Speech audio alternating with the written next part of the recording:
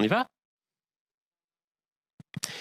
Très bien. Bonjour à toutes et à tous. Bienvenue depuis l'épicentre mondial de la pandémie de coronavirus, ici à Bruxelles.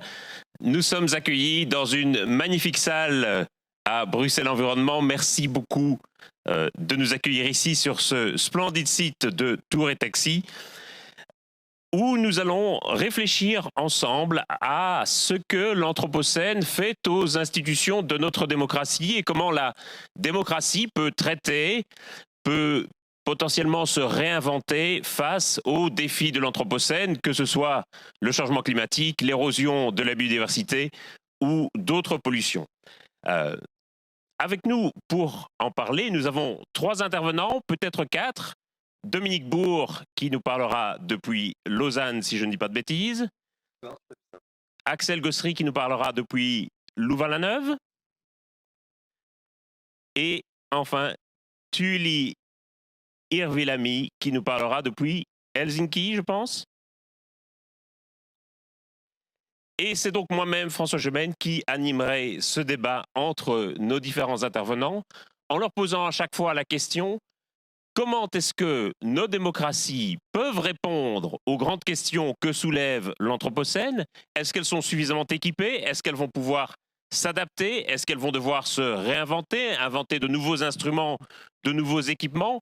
Et au fond, comment est-ce que nous pouvons aujourd'hui traiter en démocratie les enjeux que soulève l'Anthropocène? On voit bien à l'occasion de la crise du coronavirus à quel point la question de l'acceptabilité des mesures, à quel point la question de l'adhésion aux mesures sanitaires est cruciale. Et il y a sans doute toute une série de leçons que l'on peut tirer de la crise sanitaire actuelle pour l'Anthropocène, y compris dans la manière dont on va communiquer aux populations et dont on va susciter leur adhésion ou non à certaines mesures. C'est donc l'ensemble des questions qu'on va brosser ensemble pendant environ 2 heures. Je vais d'abord laisser la parole à chaque intervenant pour un propos liminaire d'une douzaine de minutes. Ensuite, après ce propos, j'interrogerai chaque intervenant en essayant quelque part de poser un peu les questions qui dérangent et de faire ressortir les principaux arguments. Et ensuite, nous aurons un débat qui réunira l'ensemble des intervenants et le public présent dans la salle, qui n'est pas très nombreux évidemment, en raison des mesures exceptionnelles prises par la crise sanitaire. Sans plus attendre, je propose de céder la parole à Dominique Bourg. Dominique Bourg est donc philosophe, il travaille à l'Université de Lausanne. C'est un des principaux philosophes de l'environnement. C'est une voix qui porte dans le débat public, qui a publié toute une série de travaux qui proposaient d'adapter nos institutions démocratiques. Il est notamment un des pères de la proposition de créer une chambre du long terme qui prenne en compte les questions de générations futures en démocratie. Et l'un de ses derniers ouvrages est un petit livre de 35 propositions qu'il a faites pour atterrir après la crise du coronavirus. Et il a pris la tête d'un petit groupe de chercheurs qui ont donc publié récemment ces 35 propositions. Dominique, je te cède la parole pour environ 12 minutes et puis je t'interrogerai. Merci François. Alors, première chose, je voudrais revenir sur l'expression anthropocène. Contrairement à d'autres, je la défends pour la raison suivante, c'est qu'on va mieux le comprendre avec ce qui est en train de nous arriver. Pour ma part, je dirais que nous sommes en train d'entrer dans la seconde phase de l'Anthropocène. La première, elle commence grosso modo aux années 50 avec l'explosion de toutes les courbes qui retracent nos activités. Et je dirais depuis 2018. Pourquoi depuis 2018 ? Bien parce que d'un côté, même dans les pays développés, le changement climatique commence à accéder à nos sens. Parce qu'effectivement, bien, on a 3 étés de suite où on a, durant l'été boréal, mais aussi l'été austral, des vagues de sécheresse et de chaleur continues, avec des aléas de plus en plus violents. Donc on est rentré en fait dans la seconde phase de l'Anthropocène depuis 2018, c'est-à-dire la phase boomerang. Je pourrais dire que d'ailleurs le Covid va probablement d'une certaine manière illustrer les décennies pourries dans lesquelles nous sommes en train d'entrer. Et à partir de ce moment-là, on voit bien que les critiques qu'on a pu faire, le capitalocène, l'anglocène, etc., non, tout simplement parce que dans la seconde phase, l'aspect universel de l'Anthropocène, le fait qu'il va susciter des dégâts partout et déstabiliser en fait, l'ensemble des sociétés, eh bien, légitime à mes yeux l'expression d'anthropocène. Ensuite, capitalocène. Ben non, le capitalisme, je suis vraiment désolé les amis, mais c'est plus un mode d'expression de la recherche de la puissance. On sait depuis le néolithique qu'il y en a d'autres, le patriarcat, la puissance militaire, etc. Et on ne va pas refaire l'erreur marxiste du siècle dernier qui consistait à ne pointer qu'une des modalités de la puissance pour laisser en fait se déployer les autres avec les tragédies que l'on a connues. Donc, première chose vraiment importante, nous entrons dans le moment dur de l'Anthropocène, nous entrons dans une dynamique de chocs successifs, d'effondrement au pluriel et pas au singulier, successifs. Ça, c'est la première remarque. Ensuite, me semble-t-il, dans ce contexte-là, il y a plusieurs défis. Je dirais que c'est à partir de ces défis qu'on peut ensuite essayer de songer à d'éventuelles réponses institutionnelles.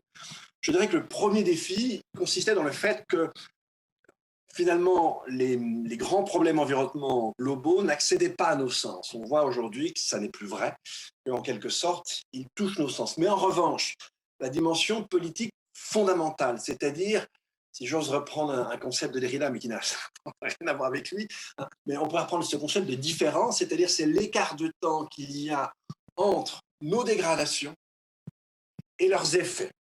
Si je prends par exemple la question du climat, eh bien, si l'on regarde un certain nombre de modèles au monde, notamment celui de l'IPSL, mais ce n'est pas le seul, on va connaître probablement par rapport à la seconde moitié du 19e siècle, dès le début de la décennie 40, une augmentation moyenne sur Terre de 2 degrés. On est à 1,1 degré, on aura probablement à compter de 2040, 2 degrés. En fait, ces 2 degrés, ils sont déjà dans les tuyaux. C'est les émissions que nous avons accumulées jusqu'à aujourd'hui. Or ça, c'est politiquement le point clé.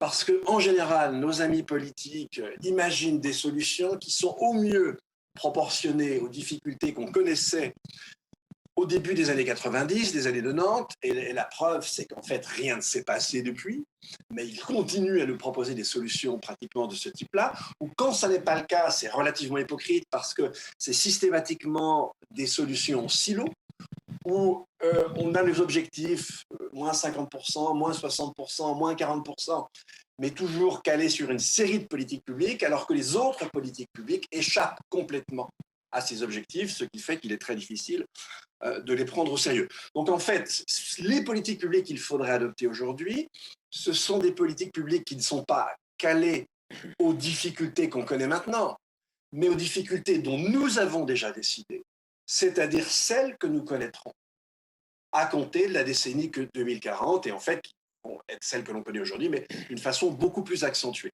Donc on voit là qu'il y a un défi majeur, qu'il y a une espèce d'écart de temps tout à fait déterminante, et tant qu'on ne la prend pas en compte, tant qu'on ne prend pas en compte, si vous voulez, cet espacement entre action et effet, on est en quelque sorte à côté de la donne. Et je dirais que pour trouver une figuration amusante de la situation dans laquelle on est, eh bien, elle ressemble tout à fait à la structure de la tragédie. En fait, le cœur aujourd'hui, c'est le GIEC, l'IPCC, c'est l'IPBES, et le cœur nous chante « Attention, Édipe humanité, tu vas finir par assassiner ton père, puis épouser ta mère ». L'assassinat du père, on l'a déjà fait, et nous sommes en bonne voie pour assassiner la mère. Et effectivement, avec à peu près la même inefficacité du cœur que dans la tragédie. Alors, à ça, j'ajouterais une énorme difficulté qui consiste à rendre désirable le futur que l'on pourrait proposer. La chose n'est pas simple parce qu'il est nécessaire, enfin en tout cas on ne peut pas ne pas mélanger des aspects qui peuvent être franchement désirables et des aspects qui le sont beaucoup moins, en tout cas compte tenu des habitudes que nous avons contractées jusqu'à aujourd'hui. Du coup, il est extrêmement difficile de pouvoir construire un discours sur le bien-être, parce que nous avons en quelque sorte été formatés par les 30 Glorieuses sur un certain type d'appréciation du bien-être. Ça ne fonctionne plus. Ça ne fonctionne plus depuis le milieu des années 70, des années 70, et pourtant, ces vieux réflexes-là sont toujours enracinés. On sait très bien que au-delà d'un certain standard matériel, le bien-être, on voit plutôt à des aspects qualitatifs, à des aspects relationnels, mais l'aspect quantitatif, possessif, reste encore déterminant dans l'imaginaire. Et j'ajouterai encore une difficulté qui n'est pas des moindres, qui celle-là est liée au paysage de l'information qu'on connaît en crescendo depuis une trentaine d'années, qui est un paysage de l'information extrêmement fragmenté, avec des niches commerciales qui ne fonctionnent qu'avec des discours délirants, hyper exagérés. Alors, je ne suis pas un nostalgique des canaux d'information des années 60, mais en tout cas, à l'époque, lorsqu'on s'exprimait sur les médias, même si ce n'était pas nécessairement conscient, on devait tenir une espèce de discours avec un certain style de modération, de telle sorte qu'on puisse être entendu sur l'ensemble de l'arc des possibles. Aujourd'hui, le principe commercial est totalement différent. Au contraire, on a multiplié des niches, et pour avoir des chalands, pour avoir des clients, eh bien, l'exigence, cette fois-ci au contraire, c'est de caler le discours sur quelque chose d'absolument extrême. Et on en arrive à la situation nord-américaine, où on a par exemple soudain un président de la République qui voit voter pour lui entre 40 et 45% de la population. Et plus il avance dans cette direction, jusqu'à remettre en cause à l'avance le résultat des élections, et plus ses électeurs, et c'est quand même pratiquement la moitié du pays, et plus ses électeurs le soutiennent. Si je prends la chronique tragique française récente, eh bien on a quand même auprès des jeunes Français de moins de 25 ans, dans la partie avec une religion musulmane, on a 74-74% des gens qui disent que les lois de l'islam sont supérieures aux lois de la République. Et en fait, avec un discours qui fait que le seul espace possible, c'est celui d'une autre religion conçue comme erronée ou mensongère. On voit bien que dans ce cas-là, le débat public est totalement inexistant. Donc voilà, et ça vient ajouter aux difficultés dont je viens de parler. Donc en fait, on est confronté à une réalité que l'on a du mal à saisir, qui est une réalité mouvante, qui est une réalité qui déstabilise nos instruments, si j'ose dire, intellectuels classiques et nos institutions. Et en même temps, on doit le faire avec un écran par rapport à cette réalité qui est désormais d'une puissance inégalée dans toute l'histoire de la communication. Voilà, en gros, et très rapidement, le défi auquel nous sommes désormais confrontés. Merci Dominique. Je vais t'interroger un peu sur cette question des discours et du débat public. Tu dis que le discours, et je te rejoins sur ce point, tu dis que le discours aujourd'hui est morcelé en niches, où chacun doit finalement s'adresser à un public particulier plutôt qu'à l'ensemble de la population, ce qui évidemment encourage une certaine forme de radicalisation du discours, puisqu'on va chercher avant tout à plaire à son public plutôt qu'à l'ensemble de la population. Si on prend la question du climat, on a longtemps été sur le point de vue, et c'est encore le point de vue de quelqu'un comme Greta Thunberg aujourd'hui, qui dit que finalement, la question du climat ne doit pas être une question partisane, ne doit pas être une question politique, et qu'au fond, il n'y a pas de gauche ni de droite face à la question du changement climatique. À l'inverse, d'autres, comme Pierre Charbonnier, disent qu'au contraire, la question écologique doit être une question qui doit nous diviser, qui doit faire apparaître des lignes de fracture, et qu'il est relativement sain et normal que ces lignes de fracture apparaissent. En Belgique, la nouvelle ministre du Climat, Zakia Khattabi, déclare dans Le Soir ce matin qu'il faut politiser davantage le débat sur le changement climatique.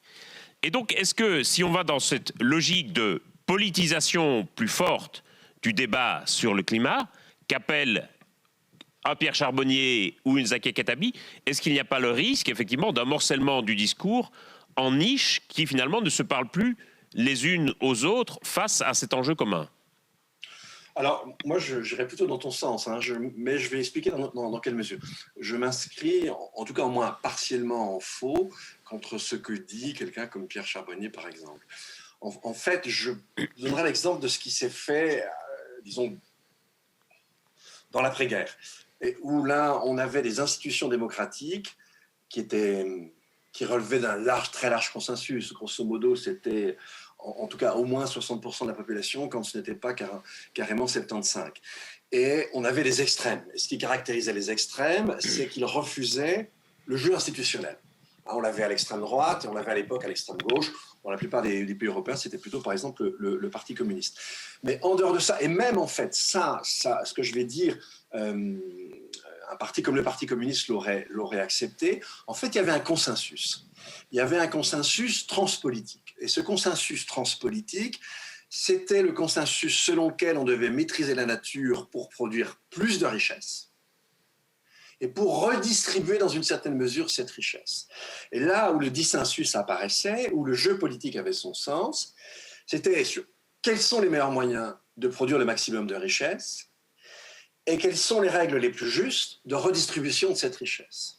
Et là, on avait une fracture droite-gauche qui était assez claire. Et ça permettait au système de fonctionner, parce qu'il y avait une orientation générale qui était consensuelle, et en même temps, il y avait largement de quoi créer du dissensus et une organisation de la diversité nécessaire dans une démocratie quelle qu'elle soit.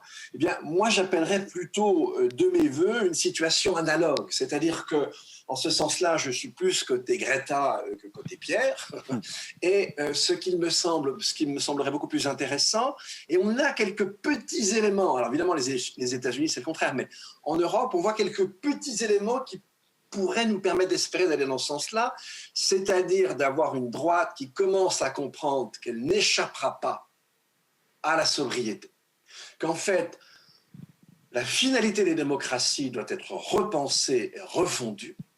Et évidemment, on pourrait très bien, tout en sachant qu'on va devoir réduire la base matérielle de nos sociétés et de mode de vie, on peut très bien retrouver sur cette base-là une confrontation droite-gauche, mais en tout cas avec une forme de consensus de fond.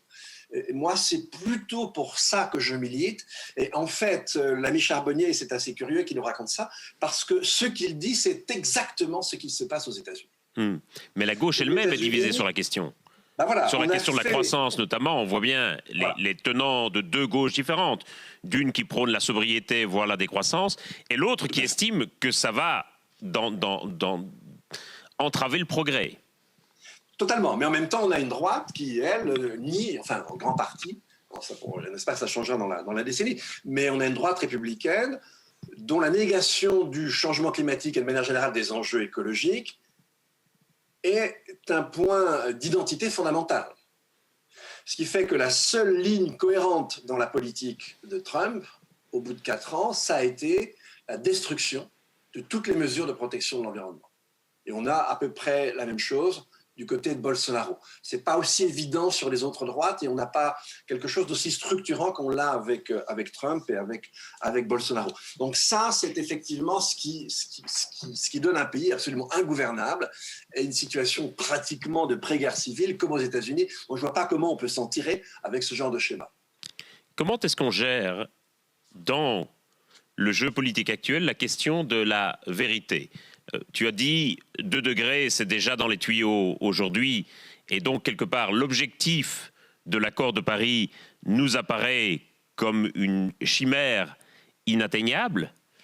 Mais d'un autre côté, on peut se dire la politique a toujours fonctionné à partir d'idéaux, peut-être davantage qu'à partir de réalités. Et donc, la question, c'est comment est-ce qu'on combine l'idéal et la vérité dans un discours politique ? Tout à fait. Alors, je ne pense pas que ce que j'ai dit, annihile l'objectif des 2 degrés. Là où il y a une certaine confusion quand on parle encore des 1,5 degrés, ces 1,5 degrés, ils ne seraient atteignables qu'avec des émissions négatives. Et le seul moyen de les produire, ça serait de produire de l'électricité avec de la biomasse qui serait une catastrophe et pour le vivant et pour la production alimentaire au monde. Enfin, peu importe, ça n'a pas de sens. Mais en tout cas, voilà, le seul sens que peut encore avoir la cible des 1,5, c'est après passage par un palier de 2 avec une captation du carbone dans l'atmosphère. Enfin, laissons tomber. Mais en tout cas, ça ne délégitime pas l'objectif des 2 degrés. En tout cas, l'objectif des 2 degrés, enfin, moi je le comprends maintenant de cette manière. Ce qu'il conviendrait de faire, c'est de s'en éloigner le moins possible. Et si on pouvait que très peu les dépasser, évidemment, ça serait l'idéal. Mais vous le savez, en fait, en gros, le raisonnement du rapport SR15 d'octobre 2018, on peut le reporter à peu de choses près aujourd'hui, quelques années après. sur les 2 degrés. Hein, c'est-à-dire qu'en fait, il faudrait grosso modo une division par 2 des émissions mondiales.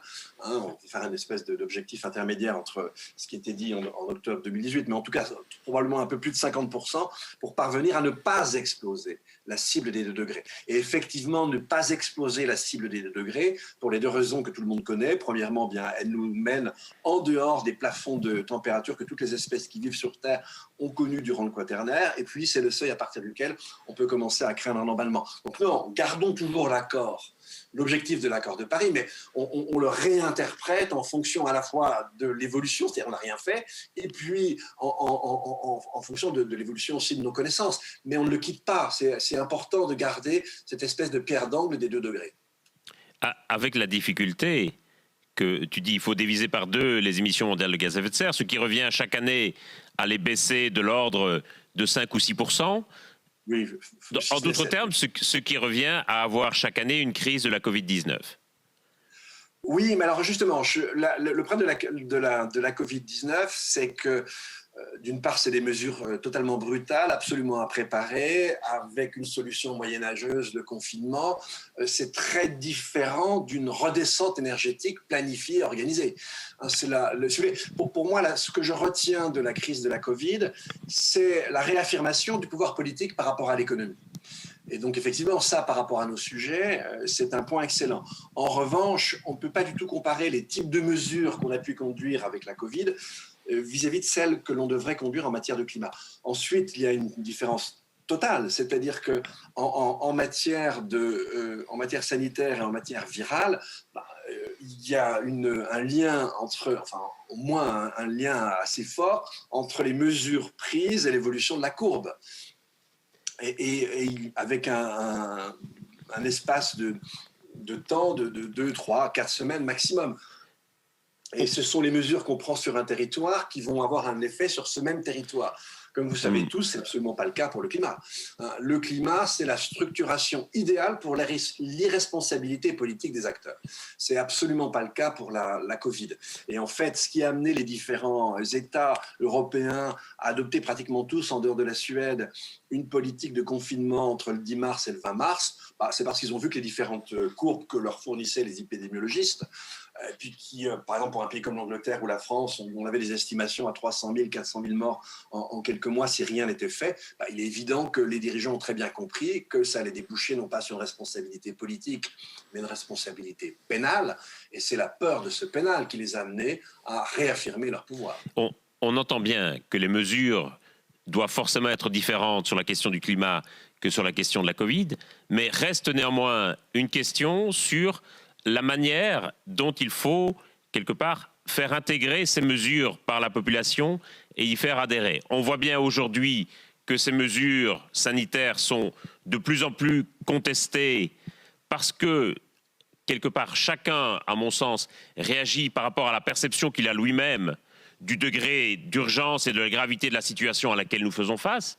En d'autres termes, quelqu'un qui a connu des malades dans son entourage immédiat ou qui connaît du personnel soignant dans les hôpitaux aura sans doute davantage tendance à adhérer à ces mesures barrières que quelqu'un qui ne connaît pas dans son entourage de gens qui ont été malades et qui aura tendance davantage à minorer le danger.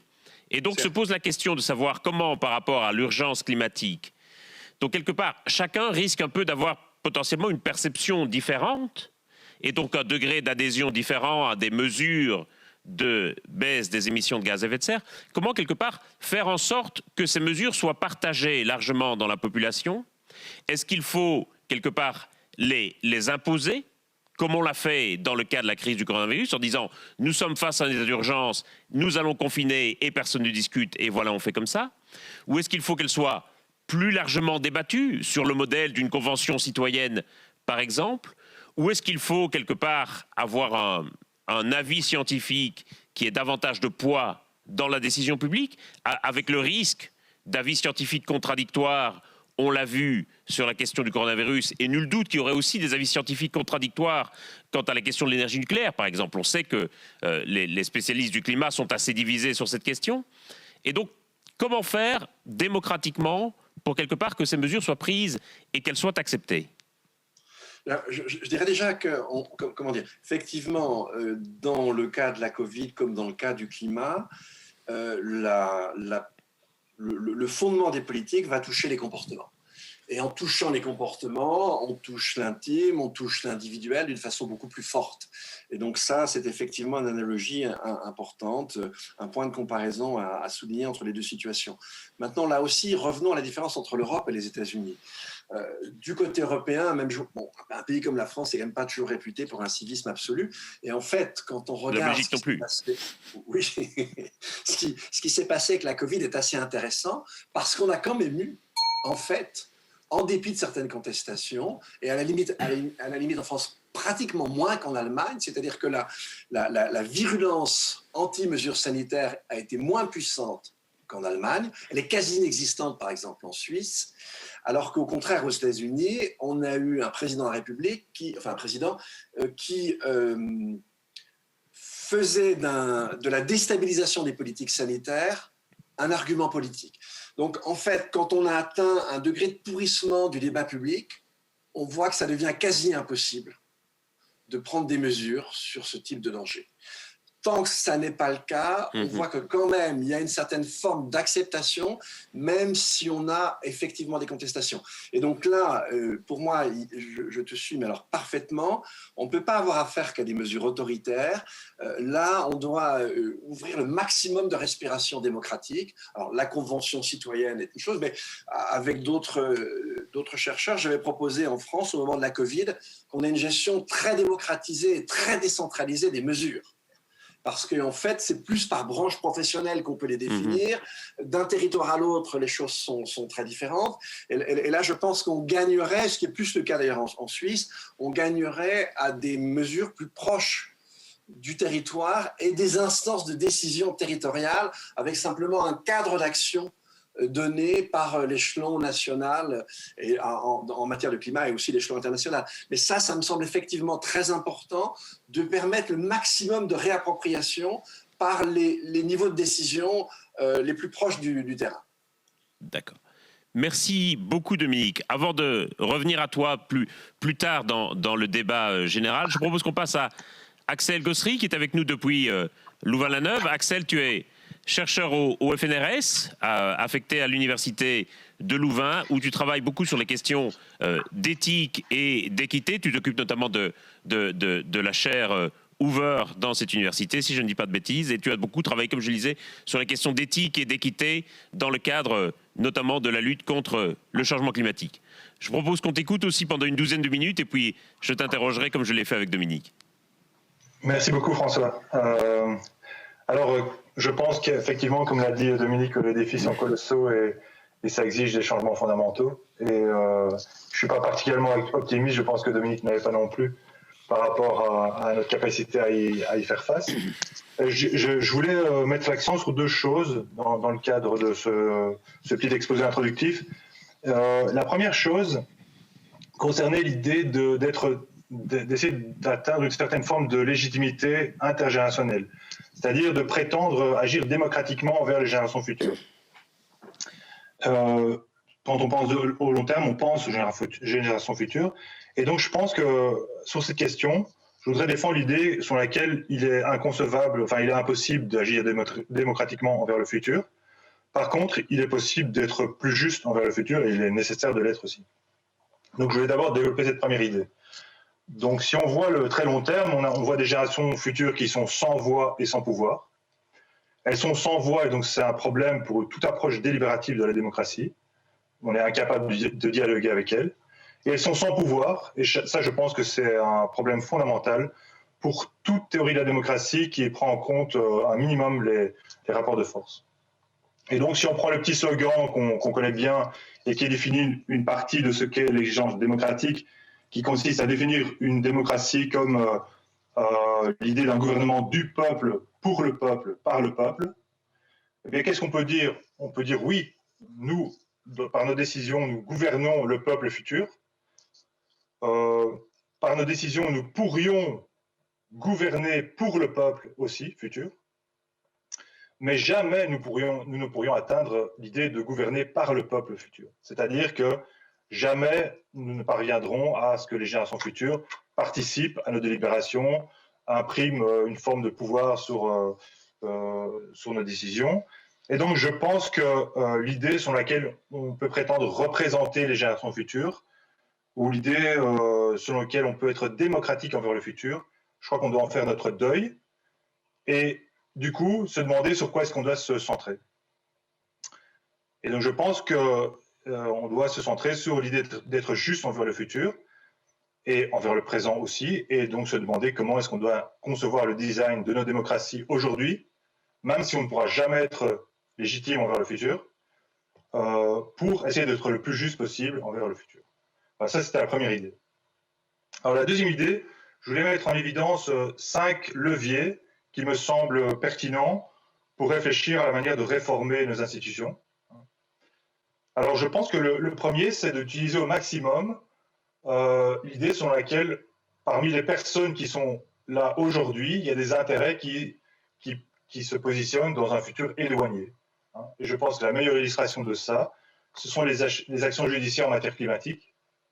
Les actions judiciaires en matière climatique mobilisent des plaignants extrêmement jeunes, de manière à élargir notre horizon temporel et parvenir, avec des personnes existantes, à atteindre un futur éloigné. Je pense que de toute façon, les enjeux, ils ne sont pas dans un futur si éloigné. Dominique parlait de 2040. Donc, ça concerne l'ensemble d'entre nous, et même les adultes parmi nous.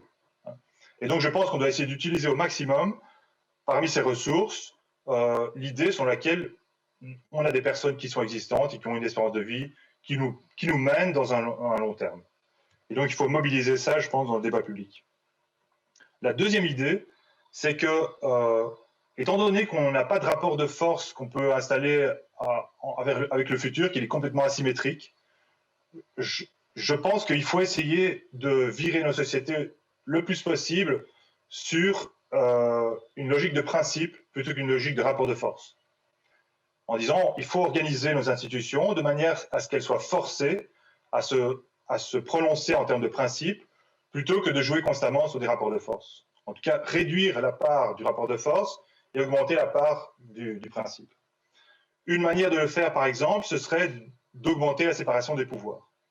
Si on augmente la séparation des pouvoirs, si on a une presse forte, si on a un pouvoir judiciaire fort, on oblige les pouvoirs qui sont en dialogue à s'exprimer sur base de principes. Et je pense que ça, c'est un deuxième levier sur lequel on peut éventuellement jouer. J'ai encore 3 autres idées que je voulais, si j'ai encore le temps. Ouais.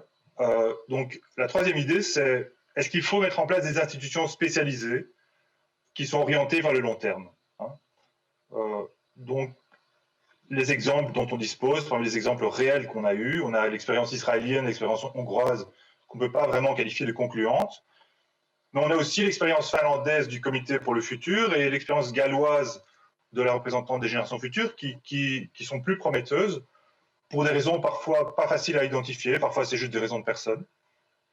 Et donc je pense que oui, il faut mettre en place des institutions de ce type-là, mais sans avoir aucune illusion sur la capacité à modifier fondamentalement les systèmes politiques et notre manière de fonctionner. Quatrième point, de même, et je fais ici référence aussi à l'idée de chambre de long terme qui est chère à Dominique, je pense qu'on peut aussi concevoir des institutions qu'on appelle intergénérationnelles, qui mobilisent des relations plus équilibrées entre différentes classes d'âge, dans l'espoir que ça nous permette de nous projeter mieux dans le futur. Ça présuppose que différentes classes d'âge ont différentes relations avec le long terme. Or, les données empiriques ne montrent pas ça. Donc, les données empiriques ne confirment pas spécialement que les personnes plus âgées sont moins préoccupées par le long terme que les plus jeunes. Et donc, là aussi, je pense qu'il y a des limites à ces propositions de délibération intergénérationnelle. Alors, je terminerai par un dernier point, donc c'est le 5e levier. Il me semble qu'on peut jouer sur les institutions politiques, mais qu'il faut surtout travailler sur les politiques sociales et économiques et sur leur impact environnemental. Et parmi les politiques sociales et économiques, je pense en particulier à l'idée de réduction de la pauvreté et aussi à l'idée de réduction de l'incertitude de nos sociétés. Pourquoi ? Parce que tant la pauvreté que l'incertitude dans laquelle nous vivons sont des facteurs qui empêchent les personnes de se projeter dans le futur. Et ne pas être en mesure de se projeter dans le futur, c'est une des raisons, pas la seule bien sûr, il ne faut pas être naïf, c'est une des raisons pour lesquelles les personnes restent coincées dans leurs habitudes, ne sont pas en mesure de dépasser leur présent. Et donc, je pense que les politiques sociales et économiques sont fondamentales. Donc, je conclurai en disant qu'il ne faut pas espérer avoir des politiques qui soient légitimes envers le futur au sens fort, mais il faut certainement se donner l'exigence d'être juste envers le futur. Après, comment y arriver? Je pense qu'on peut bien sûr envisager une série de réformes institutionnelles, mais il faut d'abord, je pense, penser à des réformes substantielles de nos politiques substantielles, qu'elles soient des politiques économiques et sociales. Merci. Je voudrais d'abord te faire revenir un peu sur cette question de légitimité intergénérationnelle. Tu dis qu'il n'est pas possible d'agir démocratiquement pour le futur, mais que par contre on peut agir de manière plus juste. Pourtant, il y a toute une série de propositions aujourd'hui qui visent, par exemple par des aménagements du droit de vote, à essayer d'agir quand même davantage démocratiquement pour le futur ou les générations futures. Tu dis un problème, c'est que leurs voix ne sont pas là et ne peuvent donc pas être entendues. Mais qu'est-ce que tu penses d'une proposition, par exemple, comme celle qui circule un peu en ce moment et qui consisterait à pondérer le droit de vote des gens en fonction de l'âge qu'ils ont? En d'autres termes, de donner un poids beaucoup plus grand au vote des électeurs les plus jeunes et que le poids du vote, quelque part, devienne de moins en moins important au fur et à mesure qu'il nous reste de moins en moins d'années à vivre. Alors certains disent que c'est une façon potentiellement de prendre en compte davantage ces questions de long terme dans le mode de scrutin.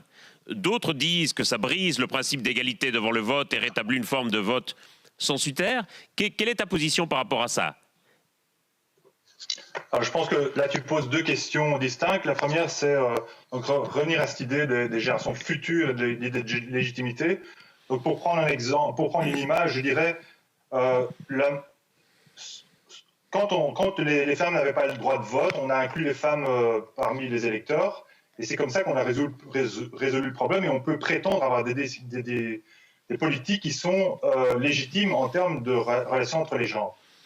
Mais ici, ce n'est pas du tout possible. On ne peut pas inclure le futur. Et donc, je pense que ce qu'on peut aspirer au mieux, c'est à une forme de dictature bienveillante, mais pas plus. Alors après, effectivement, on va essayer de jouer avec les générations existantes, ce qui me semble être la bonne stratégie. Et l'exemple que tu donnes tombe bien, parce que j'étais en train d'écrire un papier là-dessus hier et aujourd'hui. Je pense que la pondération par l'âge, elle pose deux difficultés. Je pense qu'on peut avoir des intuitions qui sont tout à fait défendables pour y réfléchir. Par exemple, si vous me dites, dans de nombreux pays, le droit de vote des citoyens non résidents, il est moins lourd que le droit de vote des citoyens résidents. Ça renvoie à l'idée sur laquelle les citoyens résidents sont en principe moins impactés par les décisions. Et donc, c'est déjà un écart par rapport à une personne, un vote. Hein, c'est un écart, puisque certaines personnes ont un point de vote plus élevé. Et on pourrait faire une analogie avec l'âge, en disant le temps de résidence à venir des personnes plus âgées étant moins important, on peut penser qu'elles risquent d'être moins impactées par les politiques. Seulement, cet argument qui, a priori, pourrait paraître légitime, il dépend de toute une série de choses, et notamment, et j'y faisais allusion, de l'hypothèse selon laquelle les personnes qui ont moins de temps de résidence à venir se préoccuperaient moins du futur. Et là, on a toute une série d'études empiriques qui montrent que ce n'est pas du tout le cas, que les jeunes se préoccupent plus du futur que les personnes âgées. À ce moment-là, si empiriquement, il n'y a aucune raison de penser que les personnes âgées se préoccupent moins du futur, ben, je pense que l'essentiel de l'intuition, elle tombe. Outre toute une série d'autres difficultés que cette proposition pose. Je voudrais aussi t'interroger sur la question de la justice climatique et des procès. Il y a aujourd'hui un nombre de plus en plus grand de procédures juridiques qui sont menées dans le monde, notamment pour contraindre les États à avoir une politique climatique plus ambitieuse, des procès qui sont souvent menés, comme tu l'as rappelé, par des militants assez jeunes. Quelque part, même si on voit l'intérêt de ce type de procès, est-ce que quelque part, ils ne signent pas en quelque sorte le constat de notre incapacité démocratique à prendre ces mesures? En d'autres termes, s'il faut faire appliquer ces mesures par le juge, c'est parce que le dirigeant politique en est incapable. Et quelque part, est-ce que ce n'est pas une sorte de défaite de la démocratie? Mais je pense que dans toute démocratie, il y a une place pour la séparation des pouvoirs. Et donc, le judiciaire fait partie d'une démocratie. Une démocratie a besoin du judiciaire. Et donc, toute conception un petit peu réaliste de ce que doit être une démocratie doit avoir un judiciaire qui est suffisamment fort. Je pense que les politiques qu'on adopte, notamment en matière de budget, dans les dernières années, sont des politiques qui vont à l'encontre de ça, puisqu'on retire les budgets au pouvoir judiciaire. Et donc, l'accès à la justice est fragilisé. Je pense qu'une politique climatique doit veiller à avoir un accès à la justice qui est fort. Et effectivement, le fait de devoir avoir recours au pouvoir judiciaire signe l'échec.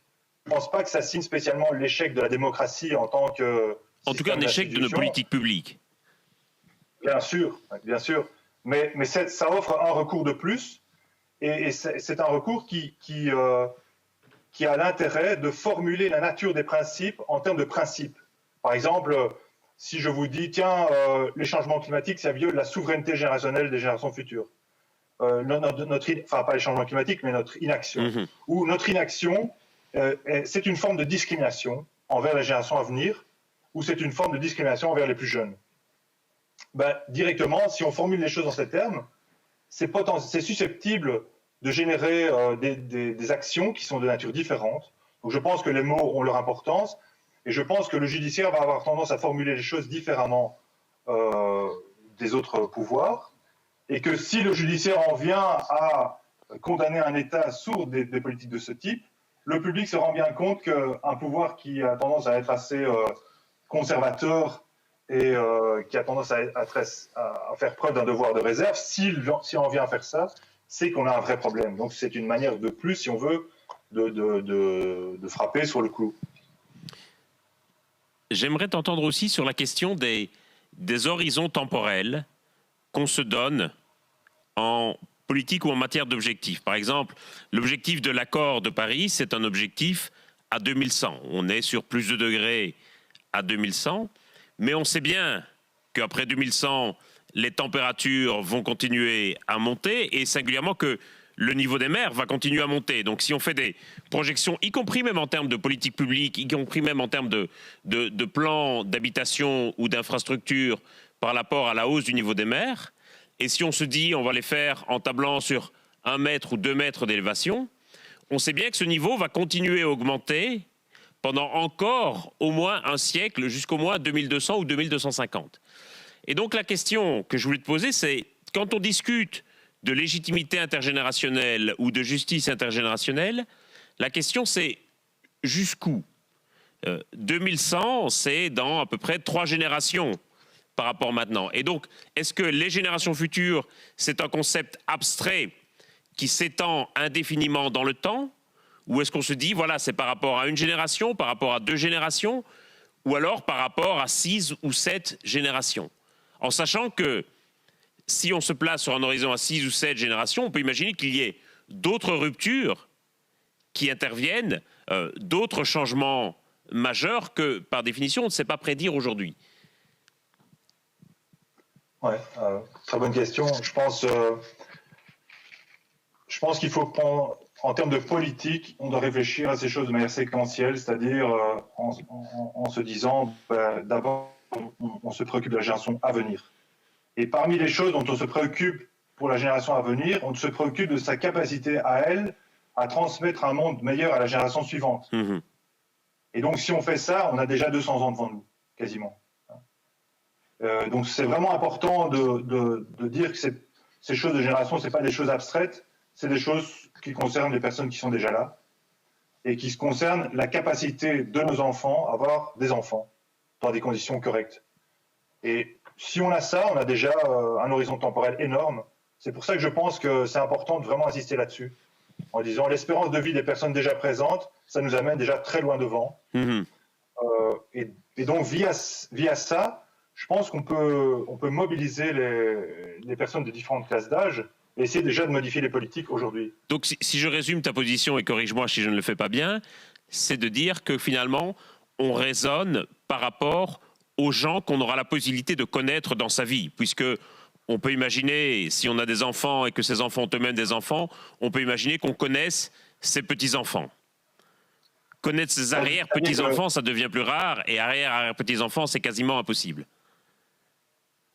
Ouais, c'est-à-dire que je pense que théoriquement, bien sûr, on peut penser à des générations dans 300 ans, mais si on veut réfléchir à des politiques publiques et si on veut réfléchir à la manière de motiver les personnes, je pense qu'on peut simplement dire qu'il n'y a pas de nécessité de faire des complications théoriques.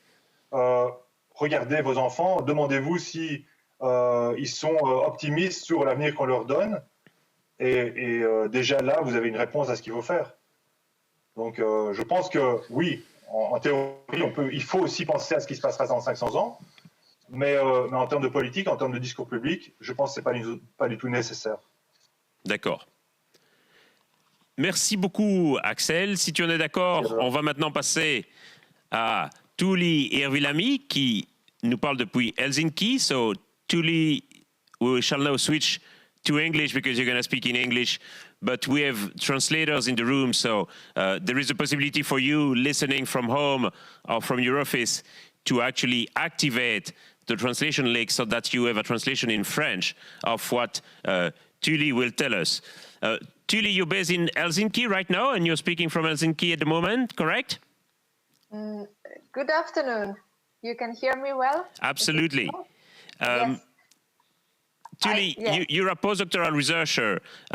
You're part of the Kokkola University Consortium, and I guess you can explain a little bit to our viewers what this consortium does exactly.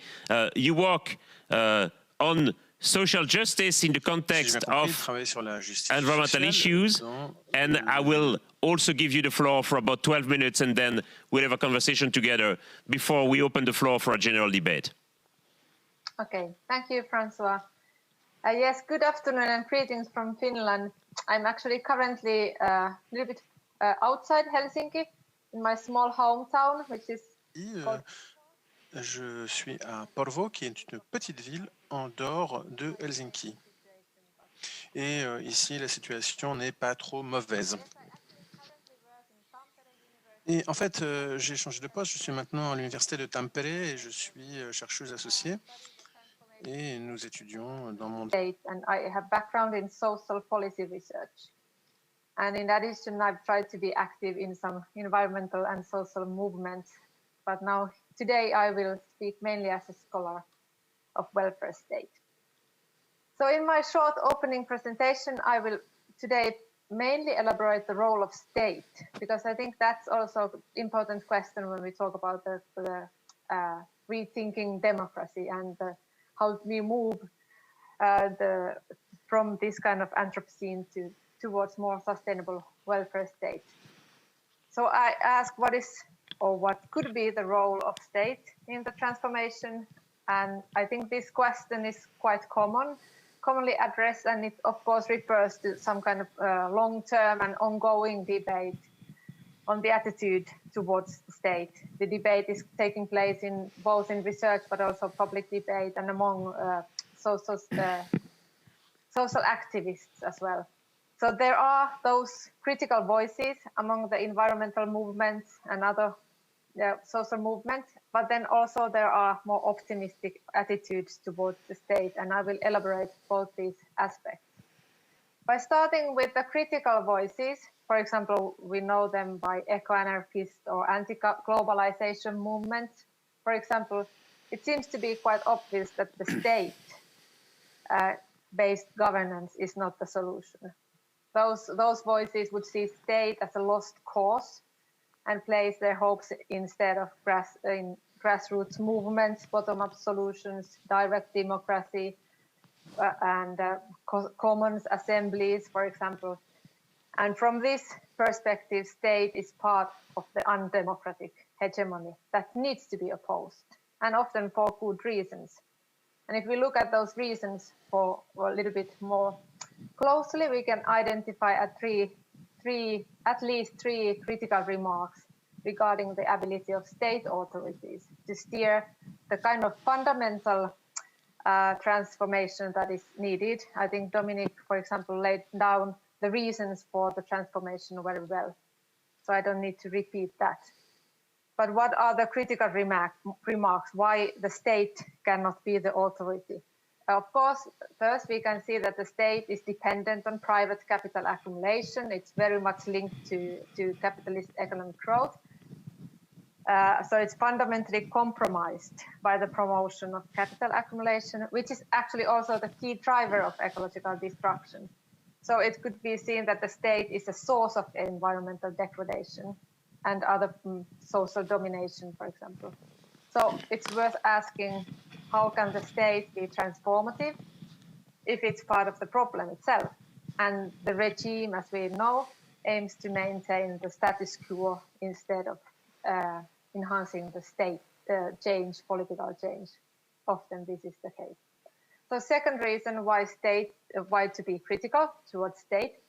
States have been actively promoting globalization, global economy, in ways that have undermined their political autonomy and steering capacity.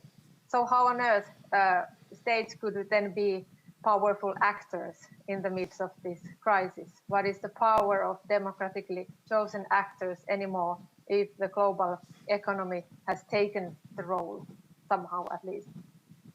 And then thirdly, there we can argue that the highly centralized and hierarchical character of states as institutions are in many ways at odds with the vision of more participatory democracy and human scale, decentralized forms of governance that we often regard as the necessary elements of more sustainable and just society.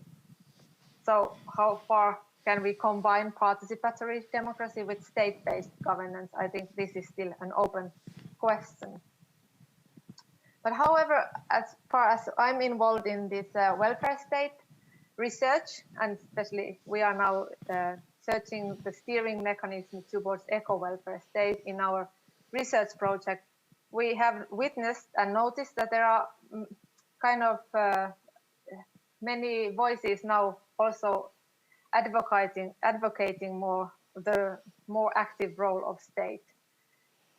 There seems to be a growing amount of scholars who propose a stronger role for states to steer the transformation, and it's argued that the states actually could be important facilitators of the change.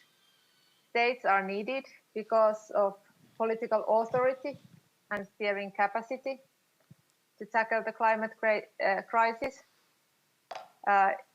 Even though we are part of the European Union, for example, the national states still remain to have essential political power, and they are political units because they can possess the financial and also harsh measures that were mentioned already, and they have the political legitimacy to do so instead of some business actors, for example.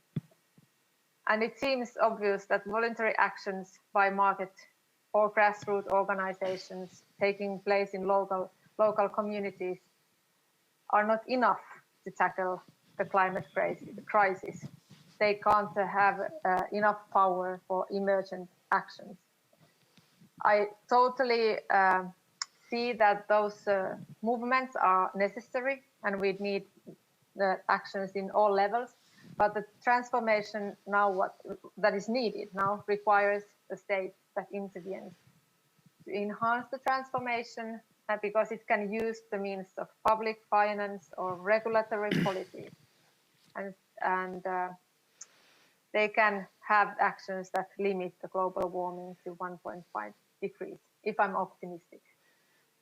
So it seems that after the years of neoliberal order that we have seen, and losing state power that I already referred to, there seems to be wide consensus somehow that the state should have an essential role in responding to the crisis.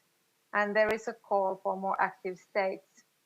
We see often that, okay, let's bring state back as an institution that could have role in securing sustainable forms of social and political organizations, and also to reduce emissions. That would probably also require state interventions to private life and somehow regulate our food systems, for example, and mobility and so forth.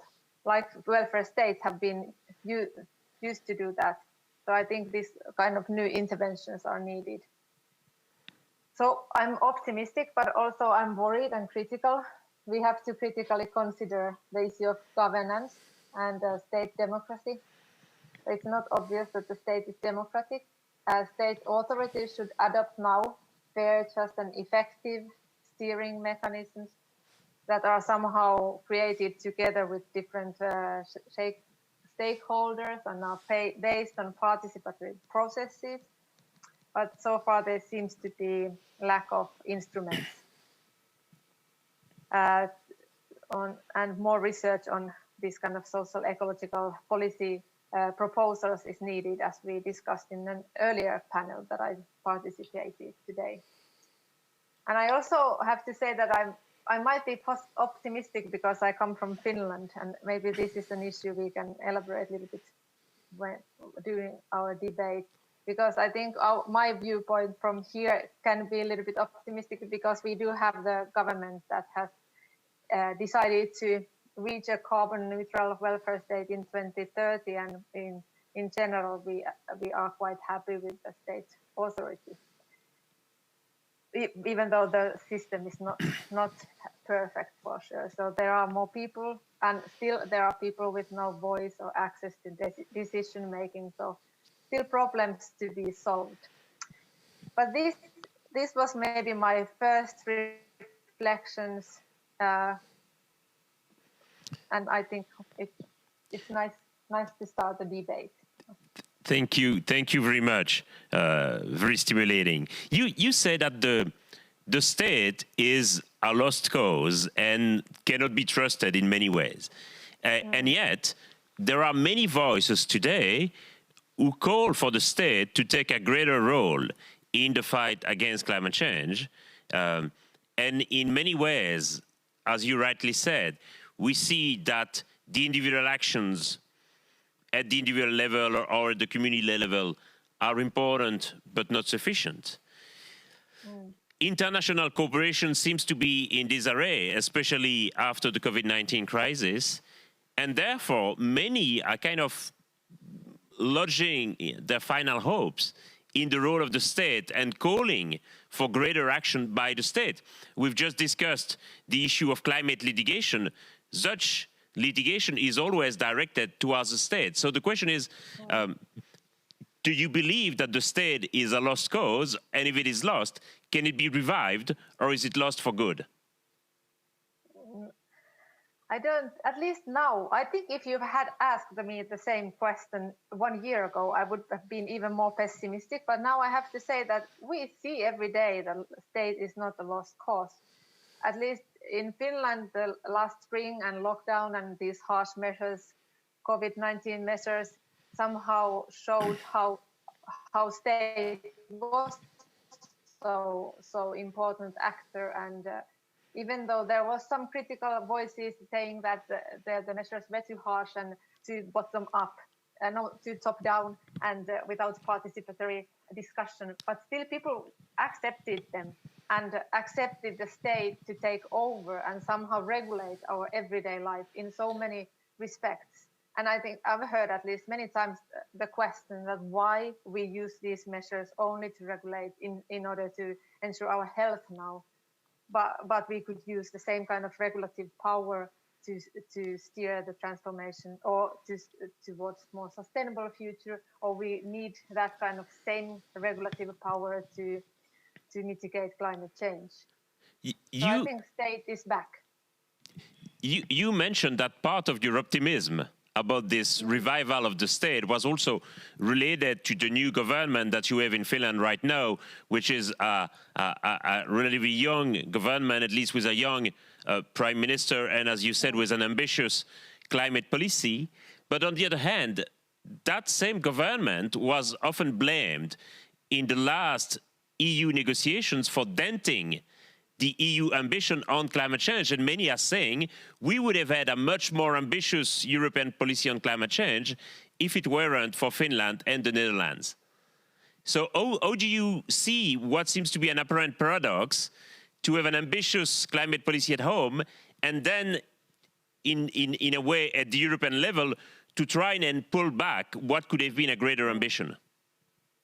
Yes, I think that's a very good question. Why the state can also... Is there some sort of discrepancy? Yes, there definitely is.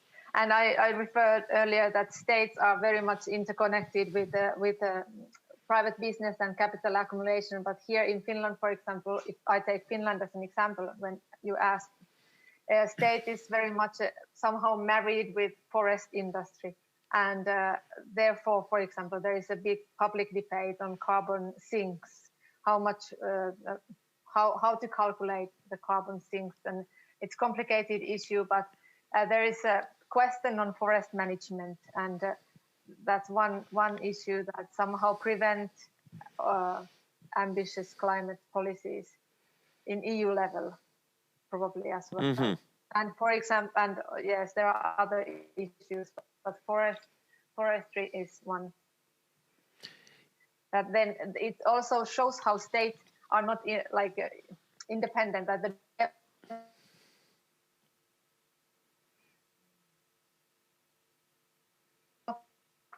we're losing the power comes both from population. Yes. We've lost you for about 20 seconds. So if you could just repeat your final sentences, that'd be great. Oh, thank you. And we're losing you again. I was. Perhaps cut the picture, no? The video. Yes, I think my voice is, at least my internet connection seems to be stable. It seems to be okay right now, yeah. Yes, no, good.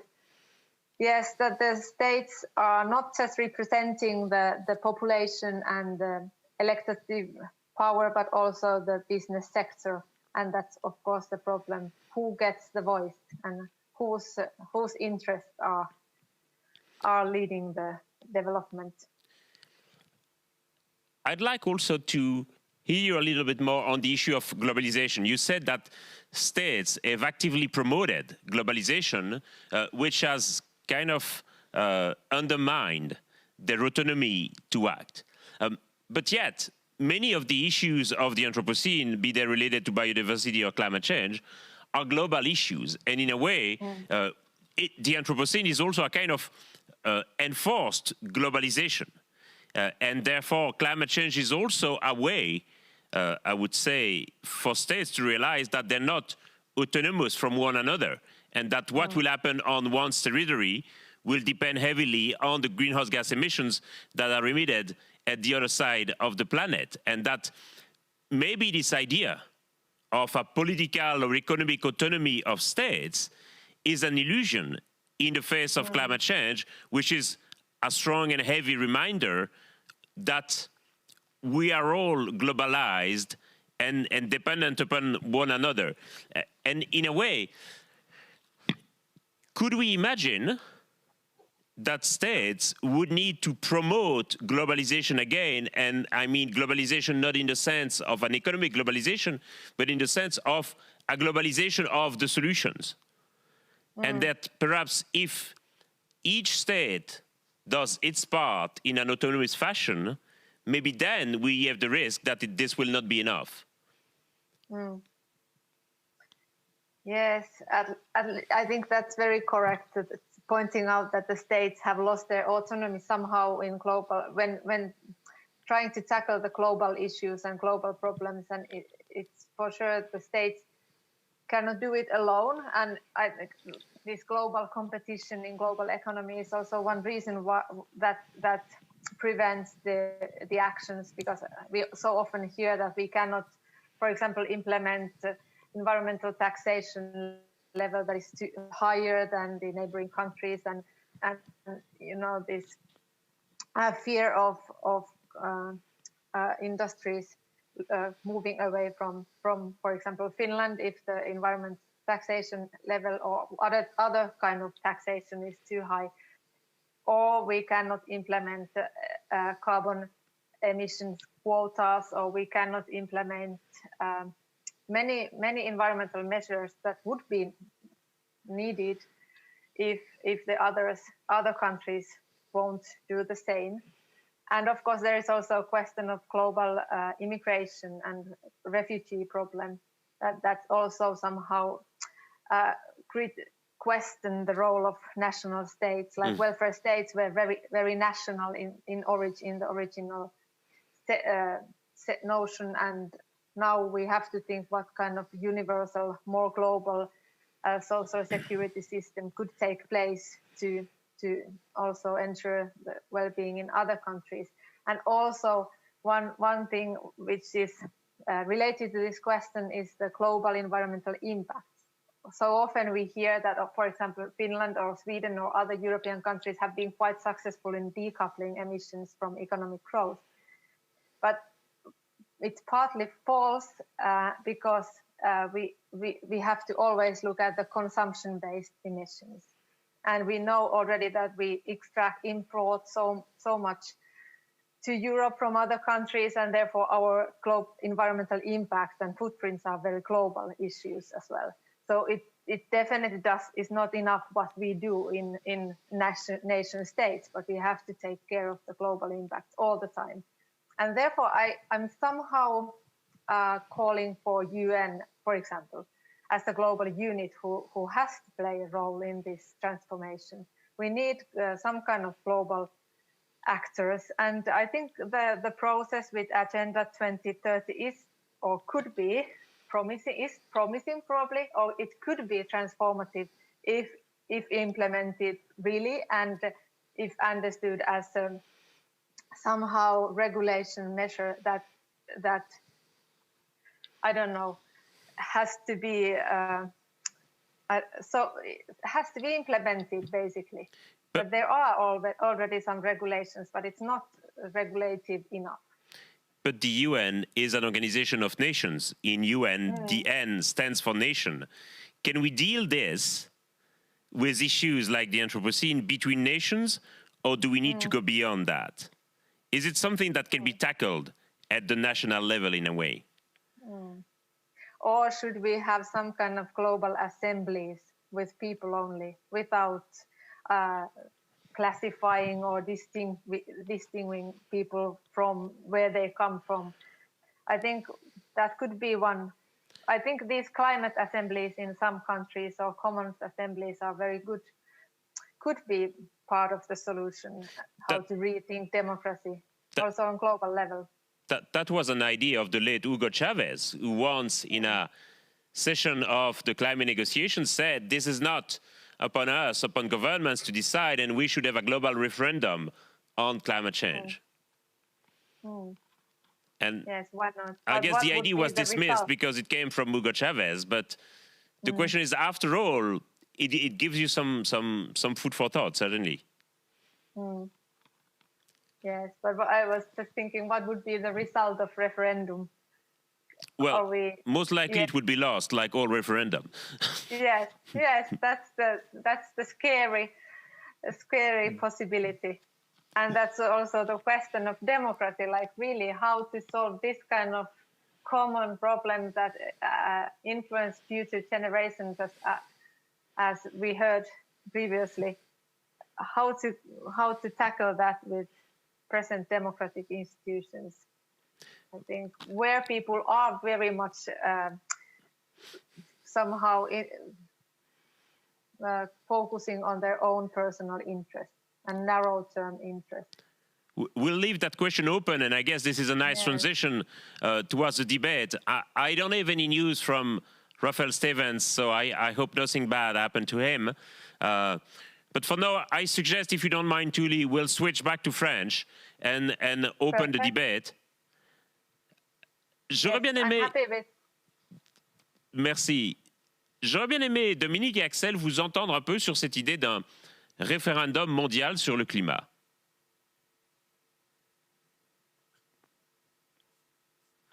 Est-ce que c'est une question, et je vous fais en quelque sorte la même question que la dernière que j'ai posée à Tuuli, est-ce que c'est une question qui, au fond, peut être traitée entre nations? Est-ce que, au fond, le concept d'organisation internationale a encore du sens à l'ère de l'Anthropocène? Et pour Axel, est-ce qu'une nation se conçoit aussi, est-ce que la nation, potentiellement, n'est pas la manière de rassembler les générations et de créer une légitimité intergénérationnelle.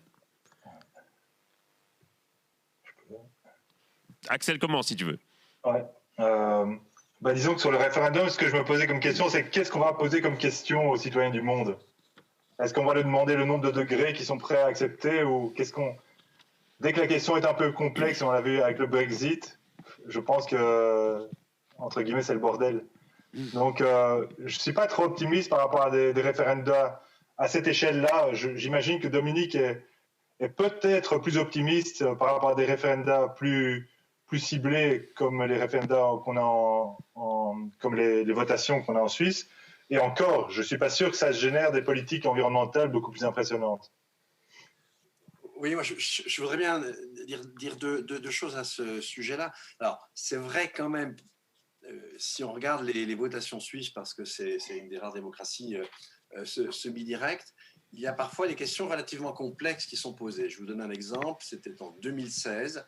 C'était une initiative qui était partie des Verts, hein, je vous rappelle, là en Suisse, pour poser une question à l'ensemble de la population sous la forme d'une initiative. Ça peut être des individus, ça peut être un parti, etc. Et là, ils avaient posé la question suivante: êtes-vous d'accord pour inscrire dans la Constitution suisse que l'ensemble de la population au prorata, enfin, oui, que l'ensemble de la population suisse au prorata de ses effectifs est à une planète maximum, une planète d'empreinte écologique en 2050. C'était refusé à une courte majorité, avec, disons, des villes qui, grosso modo, étaient toutes en faveur, à 52, 53, 54%. Alors, je ne sais pas si les gens avaient vraiment compris ce que ça voulait dire que d'être à moins d'une planète ou à une planète d'empreinte écologique en 2050, mais enfin quand même, l'initiative avait vécu un échec, hein, c'était 63% de non quand même, 63% de non, mais donc 37% de oui, avec dans les grandes villes plus de 50%. Donc on voit que c'est pas perdu à l'avance, mais en tout cas, même une question complexe, ça suppose un très long débat avant.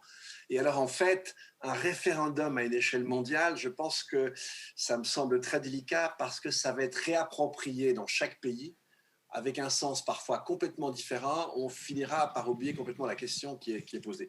Non, là où en revanche, on voit bien qu'on sort un peu de la logique westphalienne, eh bien, c'est en matière de justice climatique. Si vous prenez la décision qui avait été prise il y a quelque temps par une cour de justice australienne qui avait donné raison à l'État australien, alors c'était à l'époque où le gouvernement australien n'était pas climato-sceptique, et avait entériné l'interdiction du gouvernement d'ouvrir une mine de charbon. Et en fait, les arguments qui avaient été pris, dans le jugement, on a fait référence à Urgenda et on avait fait référence à 2 articles, je crois, de la CEDH. Et alors que l'Australie n'a rien à voir avec l'Europe, elle n'est pas du tout soumise à cette cour de justice. Donc on voit bien qu'aujourd'hui, on a une justice internationale qui se constitue et qui dépasse le niveau des États sur un sujet comme ça, et avec un jeu entre société civile et droit, qui est quand même quelque chose d'assez intéressant. Pour revenir 2 secondes à tout ce qu'a dit Tully, moi je suis franchement d'accord avec ce qu'elle a dit. Moi aussi, je pense que ça n'a pas de sens de faire comme si l'échelon étatique ne pouvait pas exister. Je vous donne l'expérience en France, le fameux RIC, le référendum d'initiative citoyenne qu'avaient réclamé en France les Gilets jaunes. Il suffit simplement de savoir qu'il y a 2000 décisions législatives qui sont prises par an en France. Si vous voulez organiser 2000 référendums d'initiative citoyenne, je vous encourage quand même à la moindre des prudences. En Suisse, il y en a déjà 4 ou 5 par an, et c'est déjà énorme, mais il n'y a pas de débat public sur 2000 décisions. Je veux dire, c'est franchement n'importe quoi. Donc, il y a autant clair qu'on doit organiser une espèce de respiration de la souveraineté démocratique, avec un volet participatif extrêmement important. Autant supprimer l'échelon étatique n'a aucun sens, parce que de toute façon, sa légitimité une de ses légitimités à mes yeux aujourd'hui est d'être l'échelon d'interface entre le local et le global. Sans État, il n'y a pas d'interface entre le local et le global. Ça, c'est quelque chose qui, à mes yeux, est très important. Et effectivement, c'était aussi rappelé par Tully. Enfin, on a un problème, c'est que l'on a des États qui en ouvrant la globalisation, se sont retirés énormément de moyens d'action. Et on a surtout des administrations publiques qui, à peu près partout, sont, disons, occupés par des gens qui ne sont plus du tout là, en quelque sorte, pour servir la cause publique. Mais alors, par exemple, dans un pays comme la France, c'est très clair, hein, les gens qui sont dans les cabinets, etc., ils viennent là pour avoir un jeu d'adresse et ensuite ils repartent dans le privé. C'est-à-dire qu'on a laissé l'éthique publique, et la fonction publique était censée l'incarner, partir. Et en fait, on voit bien que les modes de pensée générales, hein, le néolibéralisme, ce n'est pas simplement disons, une conception de l'économie qui débouche sur des politiques publiques assez baroques, c'est carrément une conception très générale de ce qu'est la vie. Et cette conception-là a détruit tout ce qui était public. Donc on est dans une conjoncture très très difficile, et la Covid a ça d'intéressant, c'est qu'elle nous a remontré la nécessité de l'échelon public. Et on peut imaginer que dans les décennies qui viennent, on va devoir faire ce travail de reconstruction, mais évidemment en termes d'environnement, ça va être un peu tard et le timing n'est pas le bon, mais en tout cas de reconstruction du sens du public. Donc moi, je ne suis absolument pas anarchiste, je suis en revanche absolument favorable à des États, mais des États qui sont sous un contrôle extrêmement sévère de la société civile. Tully, a quick reaction maybe? No, I'm just nodding here that I totally agree with Dominic saying that we need states that are in control of civil society. I think that there is always an ongoing kind of tension between civil society and state, and we need to be very careful on that interplay between civil society and state, and somehow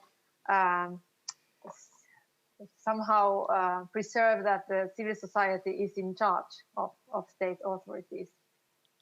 Thanks. In the end. On a different matter maintenant. J'aurais voulu aborder avec vous la question des objectifs et des tableaux de bord dans la décision publique et en démocratie. Dans un éditorial assez remarqué paru il y a quelques mois déjà, au milieu de la première vague de la Covid, l'éditorialiste Georges Monbiot dans le Guardian disait que finalement les objectifs que nous nous donnions en matière de lutte contre le changement climatique étaient des freins à l'action publique et que quelque part ils nous empêchaient de maximiser notre effort et qu'ils avaient plutôt tendance à retenir notre effort parce que nous nous disions qu'on avait soit encore le temps d'agir, soit que quelque part si nous agissions trop fort, ça serait inutile. Et il donnait la comparaison avec la crise sanitaire actuelle où on ne se donne pas d'objectifs précis. Le but est juste d'essayer de maximiser au maximum ce que l'on peut faire. Et si on se donnait comme objectif 10 000 morts maximum, par exemple, on peut penser effectivement que l'objectif serait jugé choquant et contre-productif. Et donc lui, il estimait que les objectifs de neutralité carbone, par exemple, étaient relativement contre-productifs par rapport à la nature de l'effort qui était à fournir. Comment est-ce que vous voyez quelque part les guides, les objectifs ou les tableaux de bord de l'action publique par rapport à ce que nous devons faire dans l'Anthropocène? Ou pour prendre une question basique et binaire, est-ce que vous êtes d'accord avec Monbiot ou pas? Axel, premier. Oui, je dirais deux choses. Je dirais qu'on peut coupler des objectifs pas trop éloignés. Je pense que de 2040, 2050, c'est trop éloigné. Les gens ne voient pas ce que c'est. En même temps, on a besoin de ces objectifs, mais dans le débat public, je pense qu'on a besoin d'objectifs plus proches. Et en même temps, on peut aussi se donner des objectifs comme but, par exemple, de saisir l'ensemble de ce qu'on appelle les low-hanging fruits. Donc les fruits qui sont disponibles, des politiques qui sont faciles à mettre en œuvre. Et ça peut se faire indépendamment d'objectifs, en disant, voilà, dès qu'il y a un low-hanging fruit, on le prend, on avance. Donc essayer systématiquement d'identifier tous les low-hanging fruits, toutes les politiques qui sont gagnantes, et le faire de manière et maximiser à ce niveau-là, déjà, et puis voir qu'est-ce qui nous manque encore. Donc je pense que c'est essentiel d'avoir des objectifs chiffrés, parce que ça donne une idée aux gens. Bon, si on leur dit il y a 10 000 morts, si on leur dit aujourd'hui il y a 25 morts tous les jours, c'est concret. Les gens se disent bon, oui, c'est vrai, le Covid, il faut qu'on fasse quelque chose. Hein. Et quand on voit les difficultés qu'on a à mobiliser un public face à des morts qui sont devant nous tous les jours, on voit que c'est important, malgré tout, d'avoir des objectifs chiffrés, parce que ça rend les choses concrètes. Mais c'est vrai que peut-être qu'un objectif de température unique au niveau planétaire, c'est pas assez concret, et que ce qu'on aurait besoin, c'est des objectifs de température qu'on traduise au niveau national, en disant, vous savez, vous allez avoir 40 degrés pendant un mois chaque année, les gars, il faut vous préparer. Et je pense que ça, c'est effectivement un débat qui a souvent lieu, et je pense que c'est pertinent, de dire qu'il faut traduire au niveau national ou au niveau plus local cet objectif global. Pas parce que l'objectif global n'est pas pertinent, bien sûr qu'il l'est, mais pour rendre la chose plus compréhensible par les gens, pour que les personnes puissent beaucoup plus rendre ça concret. Voilà. Dominique. Oui, je dirais que c'est du Montbiot, hein, c'est très intelligent et paradoxal, mais en fait, j'aurais quand même assez tendance à le suivre. J'explique pourquoi. En fait, le problème, c'est pas simplement les objectifs, c'est que les objectifs sont liés à des dates qui sont sans proportion avec le rythme de la vie politique et notamment le rythme électoral. Et donc, en ce sens-là, pour ne rien faire, c'est génial ce genre d'objectif, parce que précisément, il est nullement proportionné à la prise de décision. Donc, un objectif comme ça, sans une espèce de backcasting qui te ramène jusqu'à aujourd'hui, ça me paraît n'avoir aucun intérêt. Et ça me paraît avoir encouragé ce que je soulignais au début de mon propos, c'est-à-dire le fait qu'on a toujours continué à avoir des politiques en silo, qu'on s'est donné des objectifs complètement séparés et sans aucun lien entre les uns et les autres. Et on a continué avec le climat, alors qu'en fait, le climat, voilà, c'est notamment la chaleur et l'humidité, c'est vraiment les deux conditions à l'épanouissement de la vie. Donc, ça ne peut pas être un objectif partiel. S'il y a bien quelque chose qui ne peut pas être partiel, c'est le climat. C'est une absurdité totale. Donc, effectivement, compte tenu de ce que nous avons fait, ces objectifs, on peut vraiment s'interroger sur le fait qu'ils aient eu un rôle proprement contre-productif. Alors après, est-ce qu'il faut les bazarder pour autant? Est-ce qu'il faut au contraire dire non, ils n'ont aucun sens si on ne mesure pas les choses? Et en tout cas, souscrire un objectif à long terme sans le lier à un objectif à court terme et lié à un pays, ça n'a absolument aucun sens. Et puis effectivement, ce que vient de dire Axel, je pense que c'est très très important. Moi je sais que quand j'essaie de parler aux gens sur ces sujets, pour moi c'est une nécessité. En fait, quand je reviens à ce que je disais tout à l'heure sur le plus de degrés à compter de la décennie 40, ça veut dire que dans les différentes capitales européennes, peut-être pas Helsinki, c'est Tully qui nous le dira, mais on va avoir des maxima de température dans la décennie 2040 qui vont se l'échelonner entre 40 degrés et 50 degrés. Je vous rappelle qu'en région parisienne, en juillet 2019, fin juillet 2019, on a eu jusqu'à 43 degrés. Ce qui est un paradoxe parce qu'il n'y a eu que 42,6 dans Paris intramuros, ce qui est difficilement expliqué. Enfin, peu importe. Mais en tout cas, ça veut dire qu'à 2 degrés, on pourra avoir des maxima qui pourraient atteindre les 50 degrés. Et donc, quand on dit ça aux gens, évidemment, ça a un tout autre sens. Il est clair qu'une ville comme Paris, avec son caractère extrêmement dense et sa minéralité, c'est une ville qui, si elle restait à l'identique de ce qu'elle est aujourd'hui, perdrait, à mon avis, à compter d'une décennie et les 2 décennies suivantes, une grande partie de ses habitants, parce que tout simplement, cette ville sera totalement invivable de longues périodes durant l'été, et ça sera le cas de beaucoup de capitales européennes. Donc, c'est effectivement, il faut toujours retraduire les objectifs à la fois en termes temporels pour les ramener à des marches, à la première marche. L'objectif lointain, ça n'a aucun sens si on ne connaît pas quelle est la première marche et quelle est la hauteur de la première marche. Et deuxièmement, bien traduire en ressenti local ce que ça donne. Ça me semble 2 choses absolument nécessaires. Merci Dominique. Tully. Yes, please. If I continue from where Dominic was ending, about this concrete impacts of climate change and targets that needs to be somehow visible for people to advocate those. You mentioned that maybe in Helsinki we don't witness heat waves in the future, but we do witness already winters without snow in southern parts of Finland, and the average temperature in Finland has already increased in 2 degrees, which is like it's inevitable. We see it every day, especially during winter time. And now it seems that we will have only 3 seasons, not 4 seasons with snow, but 3 seasons, 5 months only, like desperate darkness from this time of the year on. And if we, for example, concretize this climate, the need for climate policies with this kind of impacts, I totally feel that people are with. And then we could implement more concrete roadmaps. I think roadmap could be one way to somehow combine the short-term and long-term policy goals. And in Finland, for example, now the state, again, the state authorities, they have implemented or they've designed the roadmap processes with for example, roadmap with Agenda 2030 or roadmap of circular economy, and it involves different stakeholders together to plan concrete steps how to go forward towards that 2040 or 2030, whatever it is.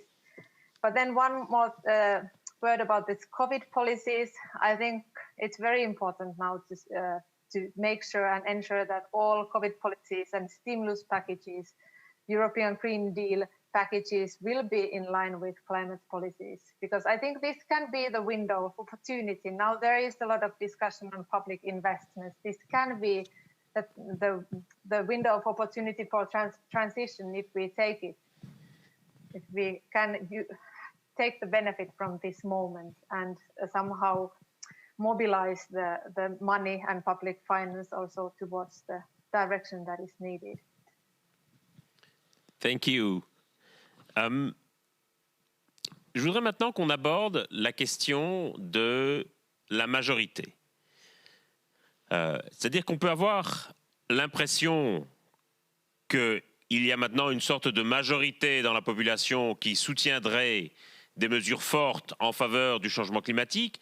On voit la popularité de Greta Thunberg, on voit le succès des marches et des grèves scolaires pour le climat. On mesure dans les sondages de l'opinion un intérêt de plus en plus fort de l'opinion pour les questions environnementales et pour le climat en particulier. Et pourtant, élection après élection dans plusieurs grandes démocraties, il se trouve encore une majorité de gens pour voter pour des candidats qui ont un programme ouvertement anti-climat. Que ce soit Scott Morrison en Australie, que ce soit évidemment Donald Trump aux États-Unis, que ce soit Jair Bolsonaro au Brésil, que ce soit dans une certaine mesure Modi en Inde, on a de grandes élections démocratiques qui se traduisent par la victoire d'un candidat qui d'abord ne cache rien quant au fait qu'il nie et qu'il n'accepte pas la science sur le climat ou sur d'autres enjeux, et qu'il ne cache pas du tout son désir de réinvestir dans les énergies fossiles. Et à l'heure actuelle, comme Tully le disait, il y a effectivement une sorte de momentum pour réinvestir dans des énergies propres, mais la réalité, c'est que beaucoup de gouvernements choisissent de réinvestir massivement dans les énergies fossiles. C'est le cas en Inde, c'est le cas au Canada, c'est le cas au Brésil. Comment est-ce qu'on explique le fait qu'aujourd'hui encore, en 2020, un candidat puisse gagner une élection avec un programme ouvertement hostile au climat, et quelque part, comment est-ce qu'on construit une majorité démocratique au niveau mondial en sachant que nous n'avons pas le temps?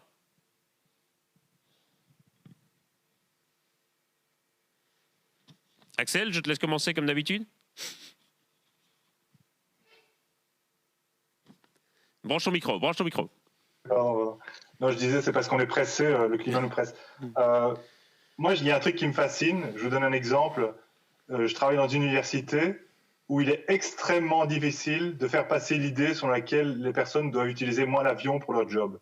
Alors qu'on a Zoom, qu'on a Teams, qu'on a Skype, et que certaines personnes vont aller en Australie pour présenter un papier pendant 20 minutes.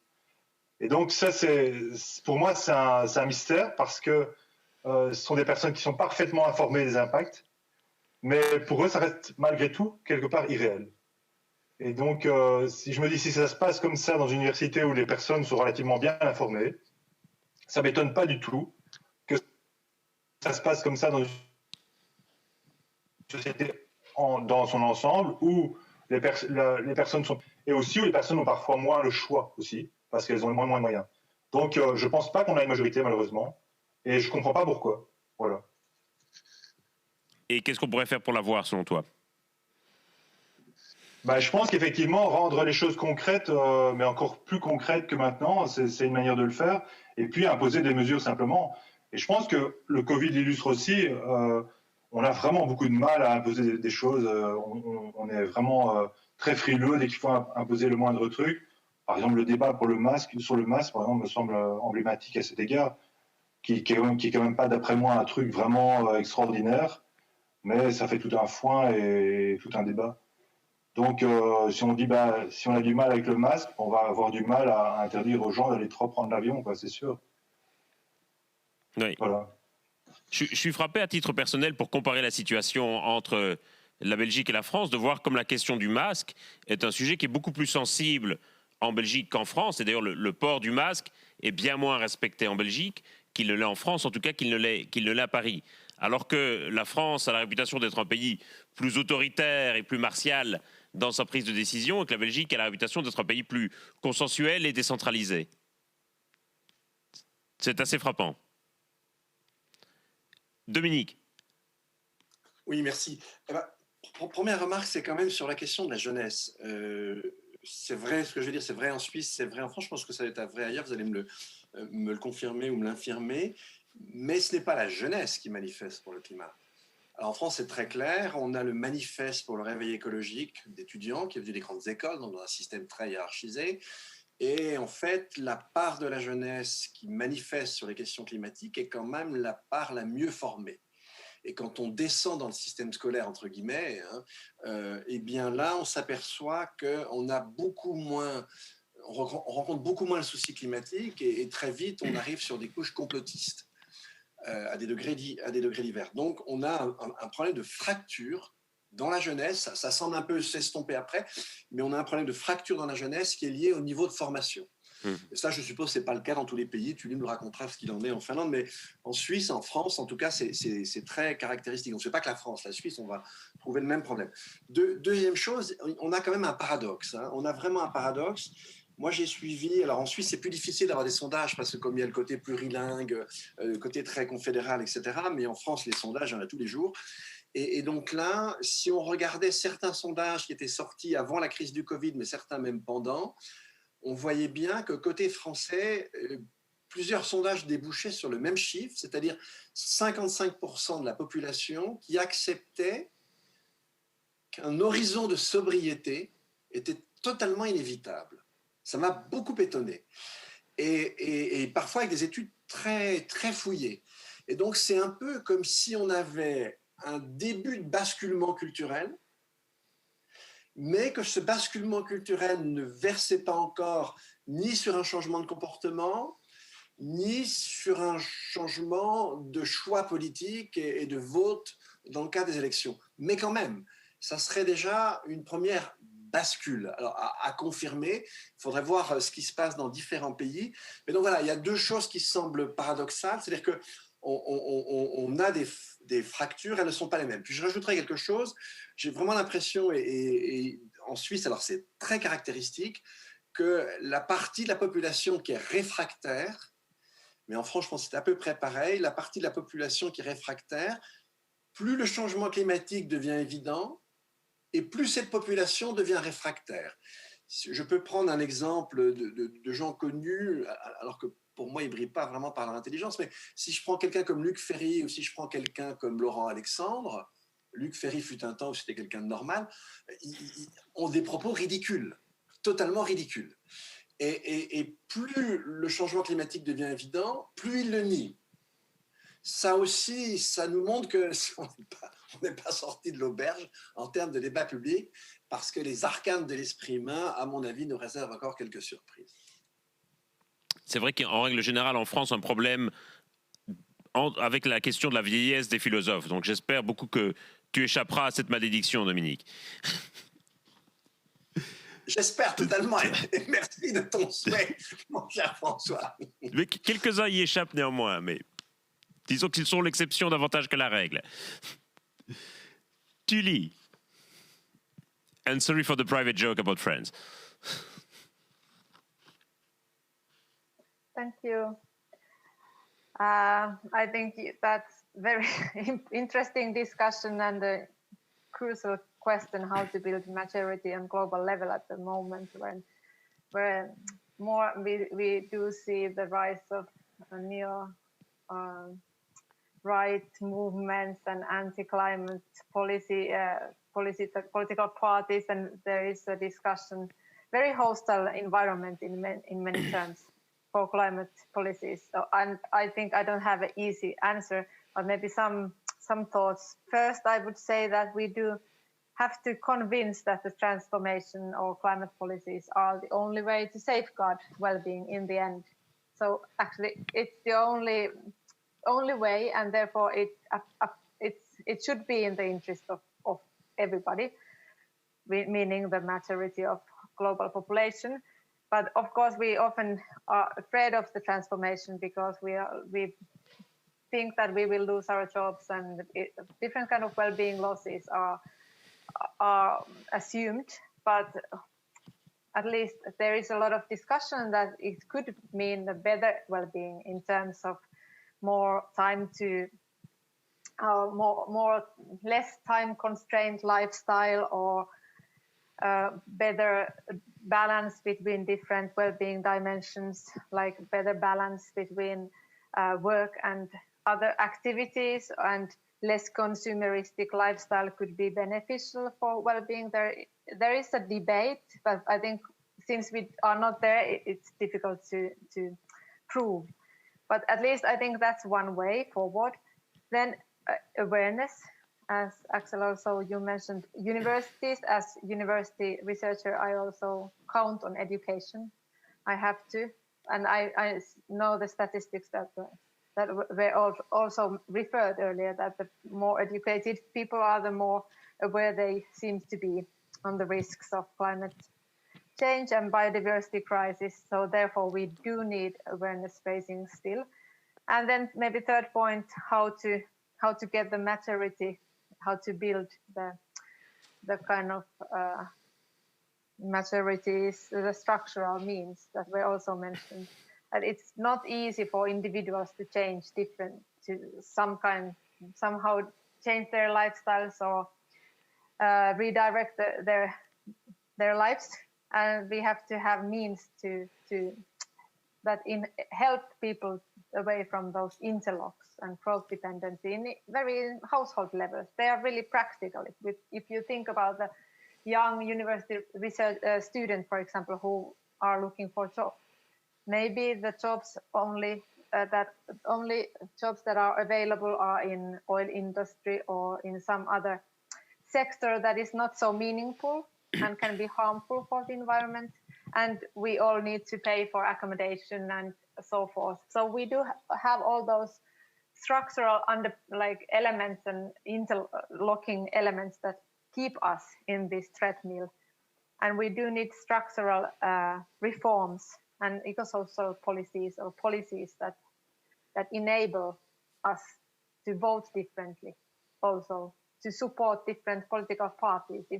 If we are very much afraid of our own employment possibilities, of course we won't support the parties that will, for example, destroy the economic or fossil energy sector.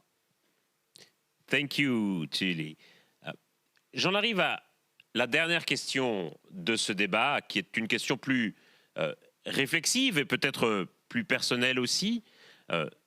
Nous sommes tous les quatre chercheurs. Nous travaillons tous les quatre dans une université. Et Axel, lorsque tu as mentionné le rôle des pouvoirs et des contre-pouvoirs, tu as mentionné le pouvoir judiciaire, tu as mentionné la presse, tu n'as pas mentionné la recherche ou les universités. Et j'ai envie de vous poser un peu en guise de conclusion, quel est le rôle que nous devons avoir en tant que chercheurs là-dedans? C'est-à-dire, est-ce qu'il faut quelque part que nous nous affirmions comme une sorte de pouvoir ou de contre-pouvoir démocratique? Est-ce que la manière dont on a organisé les choses pour le changement climatique, c'est-à-dire notamment avec le GIEC et la formalisation d'un consensus scientifique, est suffisante? Est-ce qu'il faut aller plus loin et quelque part, est-ce que nous avons là-dedans une responsabilité particulière ou est-ce que nous sommes des citoyens comme les autres? Je commence par toi, Axel. Tu as mentionné la justice, la presse, pourquoi pas l'université? Ouais, je pense que l'université, on peut la considérer comme un contre-pouvoir aussi, surtout quand on a des universités libres. Moi, je suis très attaché à ça, même si c'est quelque chose qui de nos jours n'est pas très populaire et est totalement menacé par l'existence de la presse et son caractère tentaculaire. Mais j'aurais tendance à dire que oui, il faut préserver notre autonomie en tant qu'institution. Et après, il faut montrer qu'on est en mesure d'apporter des choses d'un peu public. Donc, je pense qu'effectivement, intervenir dans la presse ou dans des débats comme celui-ci, répondre à des questions de manière la plus claire possible, de manière à fournir aux citoyens les outils, à contribuer à leur fournir les outils pour réfléchir à ces questions et discuter avec nos étudiants sur ces questions, c'est fondamental. Je pense que il y a deux difficultés que je vois moi personnellement. La première, c'est que comme pour les systèmes judiciaires, les moyens dont disposent les universités, c'est de pire en pire. On a une massification qui fait que les gens passent plus de temps à faire de l'administration que d'aller dans des débats publics. Et l'autre chose, c'est je vois les difficultés en interne qu'on a à faire passer quelques petits messages environnementaux très simples, alors qu'on a des gens qui sont super motivés. C'est hyper difficile. Donc, je pense que nos défis, c'est de convaincre nos étudiants d'une série de choses, de leur donner les outils pour réfléchir par eux-mêmes. Et notre autre défi, c'est de convaincre nos collègues de se bouger en tant qu'institution entreprise, si on veut, en disant réduisons l'avion, travaillons sur nos transports quotidiens, essayons de planter quelques arbres sur le campus, ce genre de trucs très simples. C'est super compliqué. Parce que ce sont des bureaucraties aussi. Toi, Dominique, tu as franchi un pas supplémentaire puisque tu as présenté une liste aux dernières élections européennes. Je sais que tu donnes beaucoup de conférences en public. J'imagine qu'à chaque conférence, il y a une question dans le public qui dit « Mais pourquoi est-ce qu'on ne vous laisse pas vous décider, vous les chercheurs ?» Ça serait pas génial si les chercheurs devaient décider. Je ne pense pas que le monde serait vraiment meilleur. Non, et puis quant à mon expérience, elle est très marrante parce que, en fait, bon, je ne vais pas revenir là-dessus, mais j'ai tenu moi un discours d'expert, j'ai pas du tout tenu un discours d'homme politique en fait, et ce qui m'a valu d'ailleurs un score qui est tout à fait génial puisque j'ai eu 8,2. Hein. Mais en fait, ça faisait 411 000 voix et je pense que je devrais être nommé professeur honoraire dans tous les MBA de la Terre parce que le ratio entre l'argent investi pour cette campagne et le nombre de voix fait que j'ai simplement eu les voix parmi les moins chères de l'histoire. Donc voilà, tu vois, ça vaut quand même le coup d'être quand même chercheur. Maintenant, non, je vais revenir sur quelque chose qui est très particulier. C'est la différence qui existe entre la relation science-société au seuil du développement de l'écologie politique. Je ne parle pas de la pensée écologique qui nous ramènerait au 19e siècle, mais je parle de l'écologie politique fin des années 60, début des années 70. Et puis aujourd'hui, qu'on songe à l'époque à quelqu'un comme Grothendieck, donc médaille Fields, etc., qui a été l'animateur de la revue Underground Survivre et Vivre. Lui, il était très clair que son problème de scientifique, c'était détacher les connaissances de la production. Aujourd'hui, c'est plus du tout ça. Il y a énormément de chercheurs qui s'engagent. Il y a quelques mois, il y a eu plusieurs pétitions avec plusieurs milliers de chercheurs, en tout cas plus d'1 millier qui est dans le monde et repris dans le temps, qui annonçaient qu'ils étaient favorables à la désobéissance civile. Ça va loin.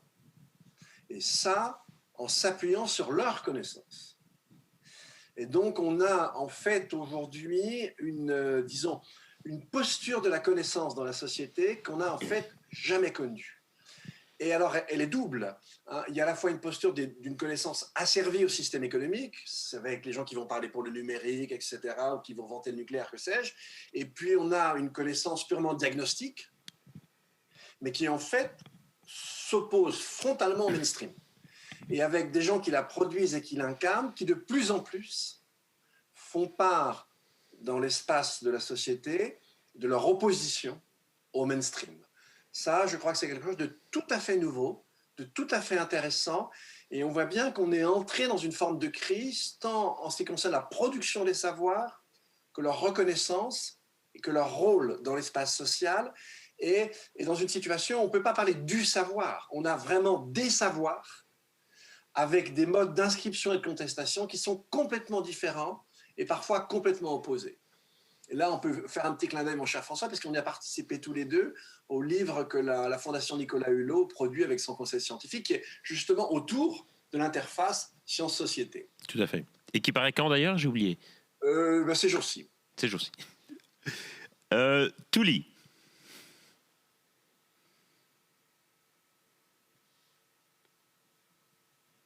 I think that's very the point, that we do have a responsibility as researchers and persons working in academia, and academia in general has a responsibility, and a special kind of responsibility in this situation.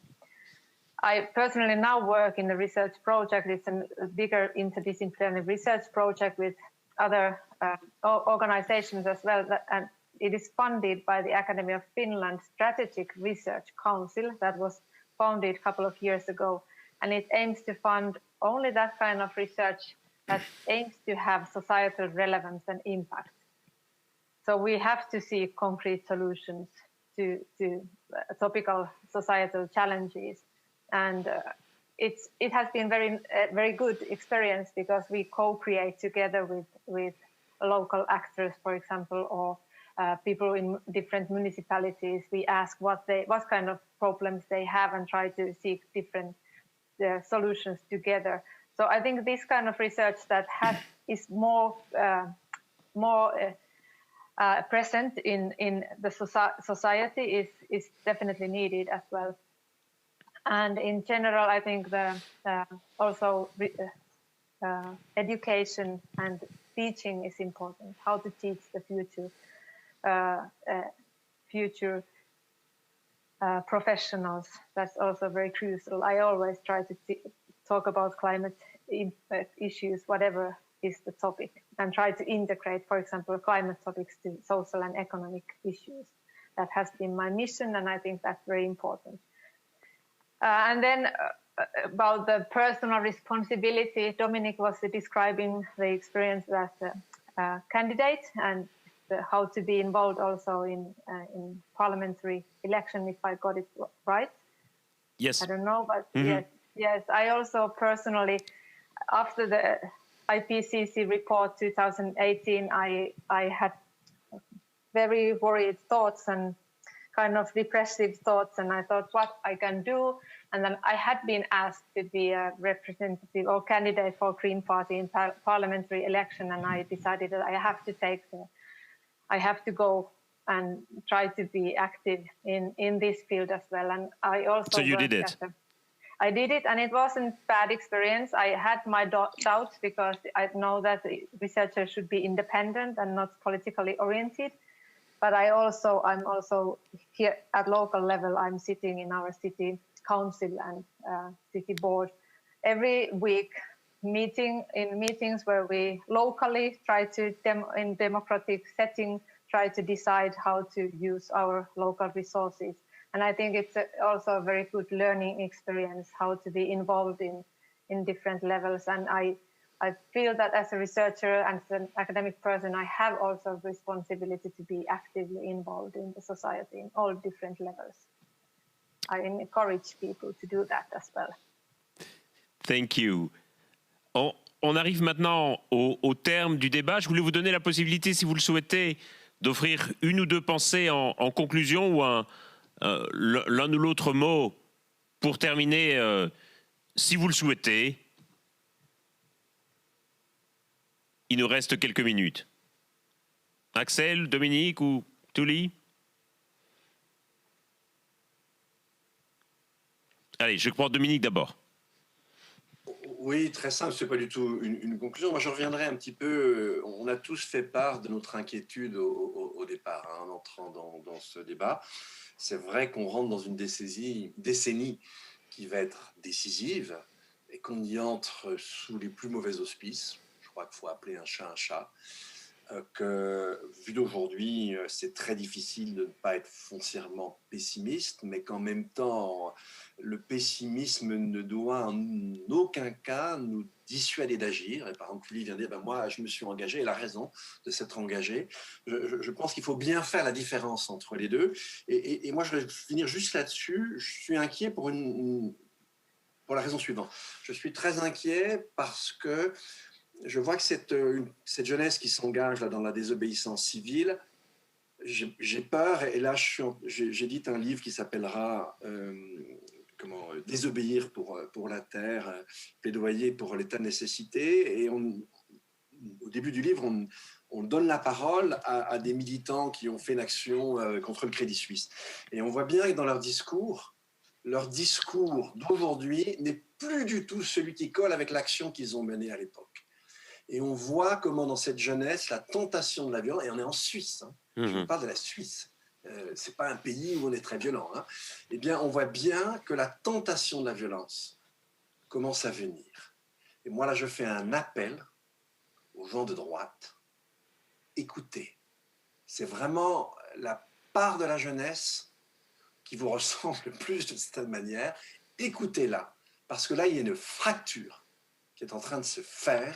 Et c'est votre responsabilité que d'ouvrir enfin vos yeux et vos oreilles. Voilà le petit message qui ne concerne évidemment pas mes collègues, certainement pas d'ailleurs le public qui nous écoute, mais que je tenais quand même à faire passer. Mais qu'on observe aussi en Belgique, certainement. Hein. Ah bah, probablement, oui. Axel, tu voudrais dire quelques mots ? Oui, moi je pense que ce qui me semble être une priorité, c'est d'essayer de mettre en œuvre des modalités concrètes pour encourager les citoyens à ouvrir les yeux, parce que je pense qu'on se voile la face. De la même manière que les gens se voilent un peu la face sur le Covid, les gens se voilent la face sur le climat aussi. Et je me disais, peut-être qu'on peut imaginer des initiatives du type journée sans voiture, un truc comme ça, mais qui consisterait à mettre les gens en situation en disant, voilà, on est en 2040 tout à coup, et voilà ce qui se passe, voilà comment est votre vie pendant une journée concrètement. Pour essayer de forcer les gens de réaliser les choses, de réaliser que même s'il y a moyen de planter des oliviers plutôt que des hêtres, ça prend quand même, ça se fait pas en 5 minutes. De leur montrer que ça implique toute une série de choses. Si vous avez plus d'eau, vous avez plus de vos légumes, il y a plein de choses, et je pense que si on pouvait mettre en place des genres de rituels qui permettent aux gens de réaliser ce que ça représente, peut-être qu'on ferait réagir les gens un peu plus. Voilà. Merci. And now, Tuli, you have the floor for a few final words, if you wish. Yes, please. Difficult to have final words, but I'm grateful for this discussion. And one thing maybe here in the end is I was struck with Dominic talking about violence. I do see the threat as well, and I agree that we have to pay attention. And I totally understand the people who actually want to choose to be involved in Extinction Rebellion movement, for example. I get their points. But so we have to pay attention to that and those requirements.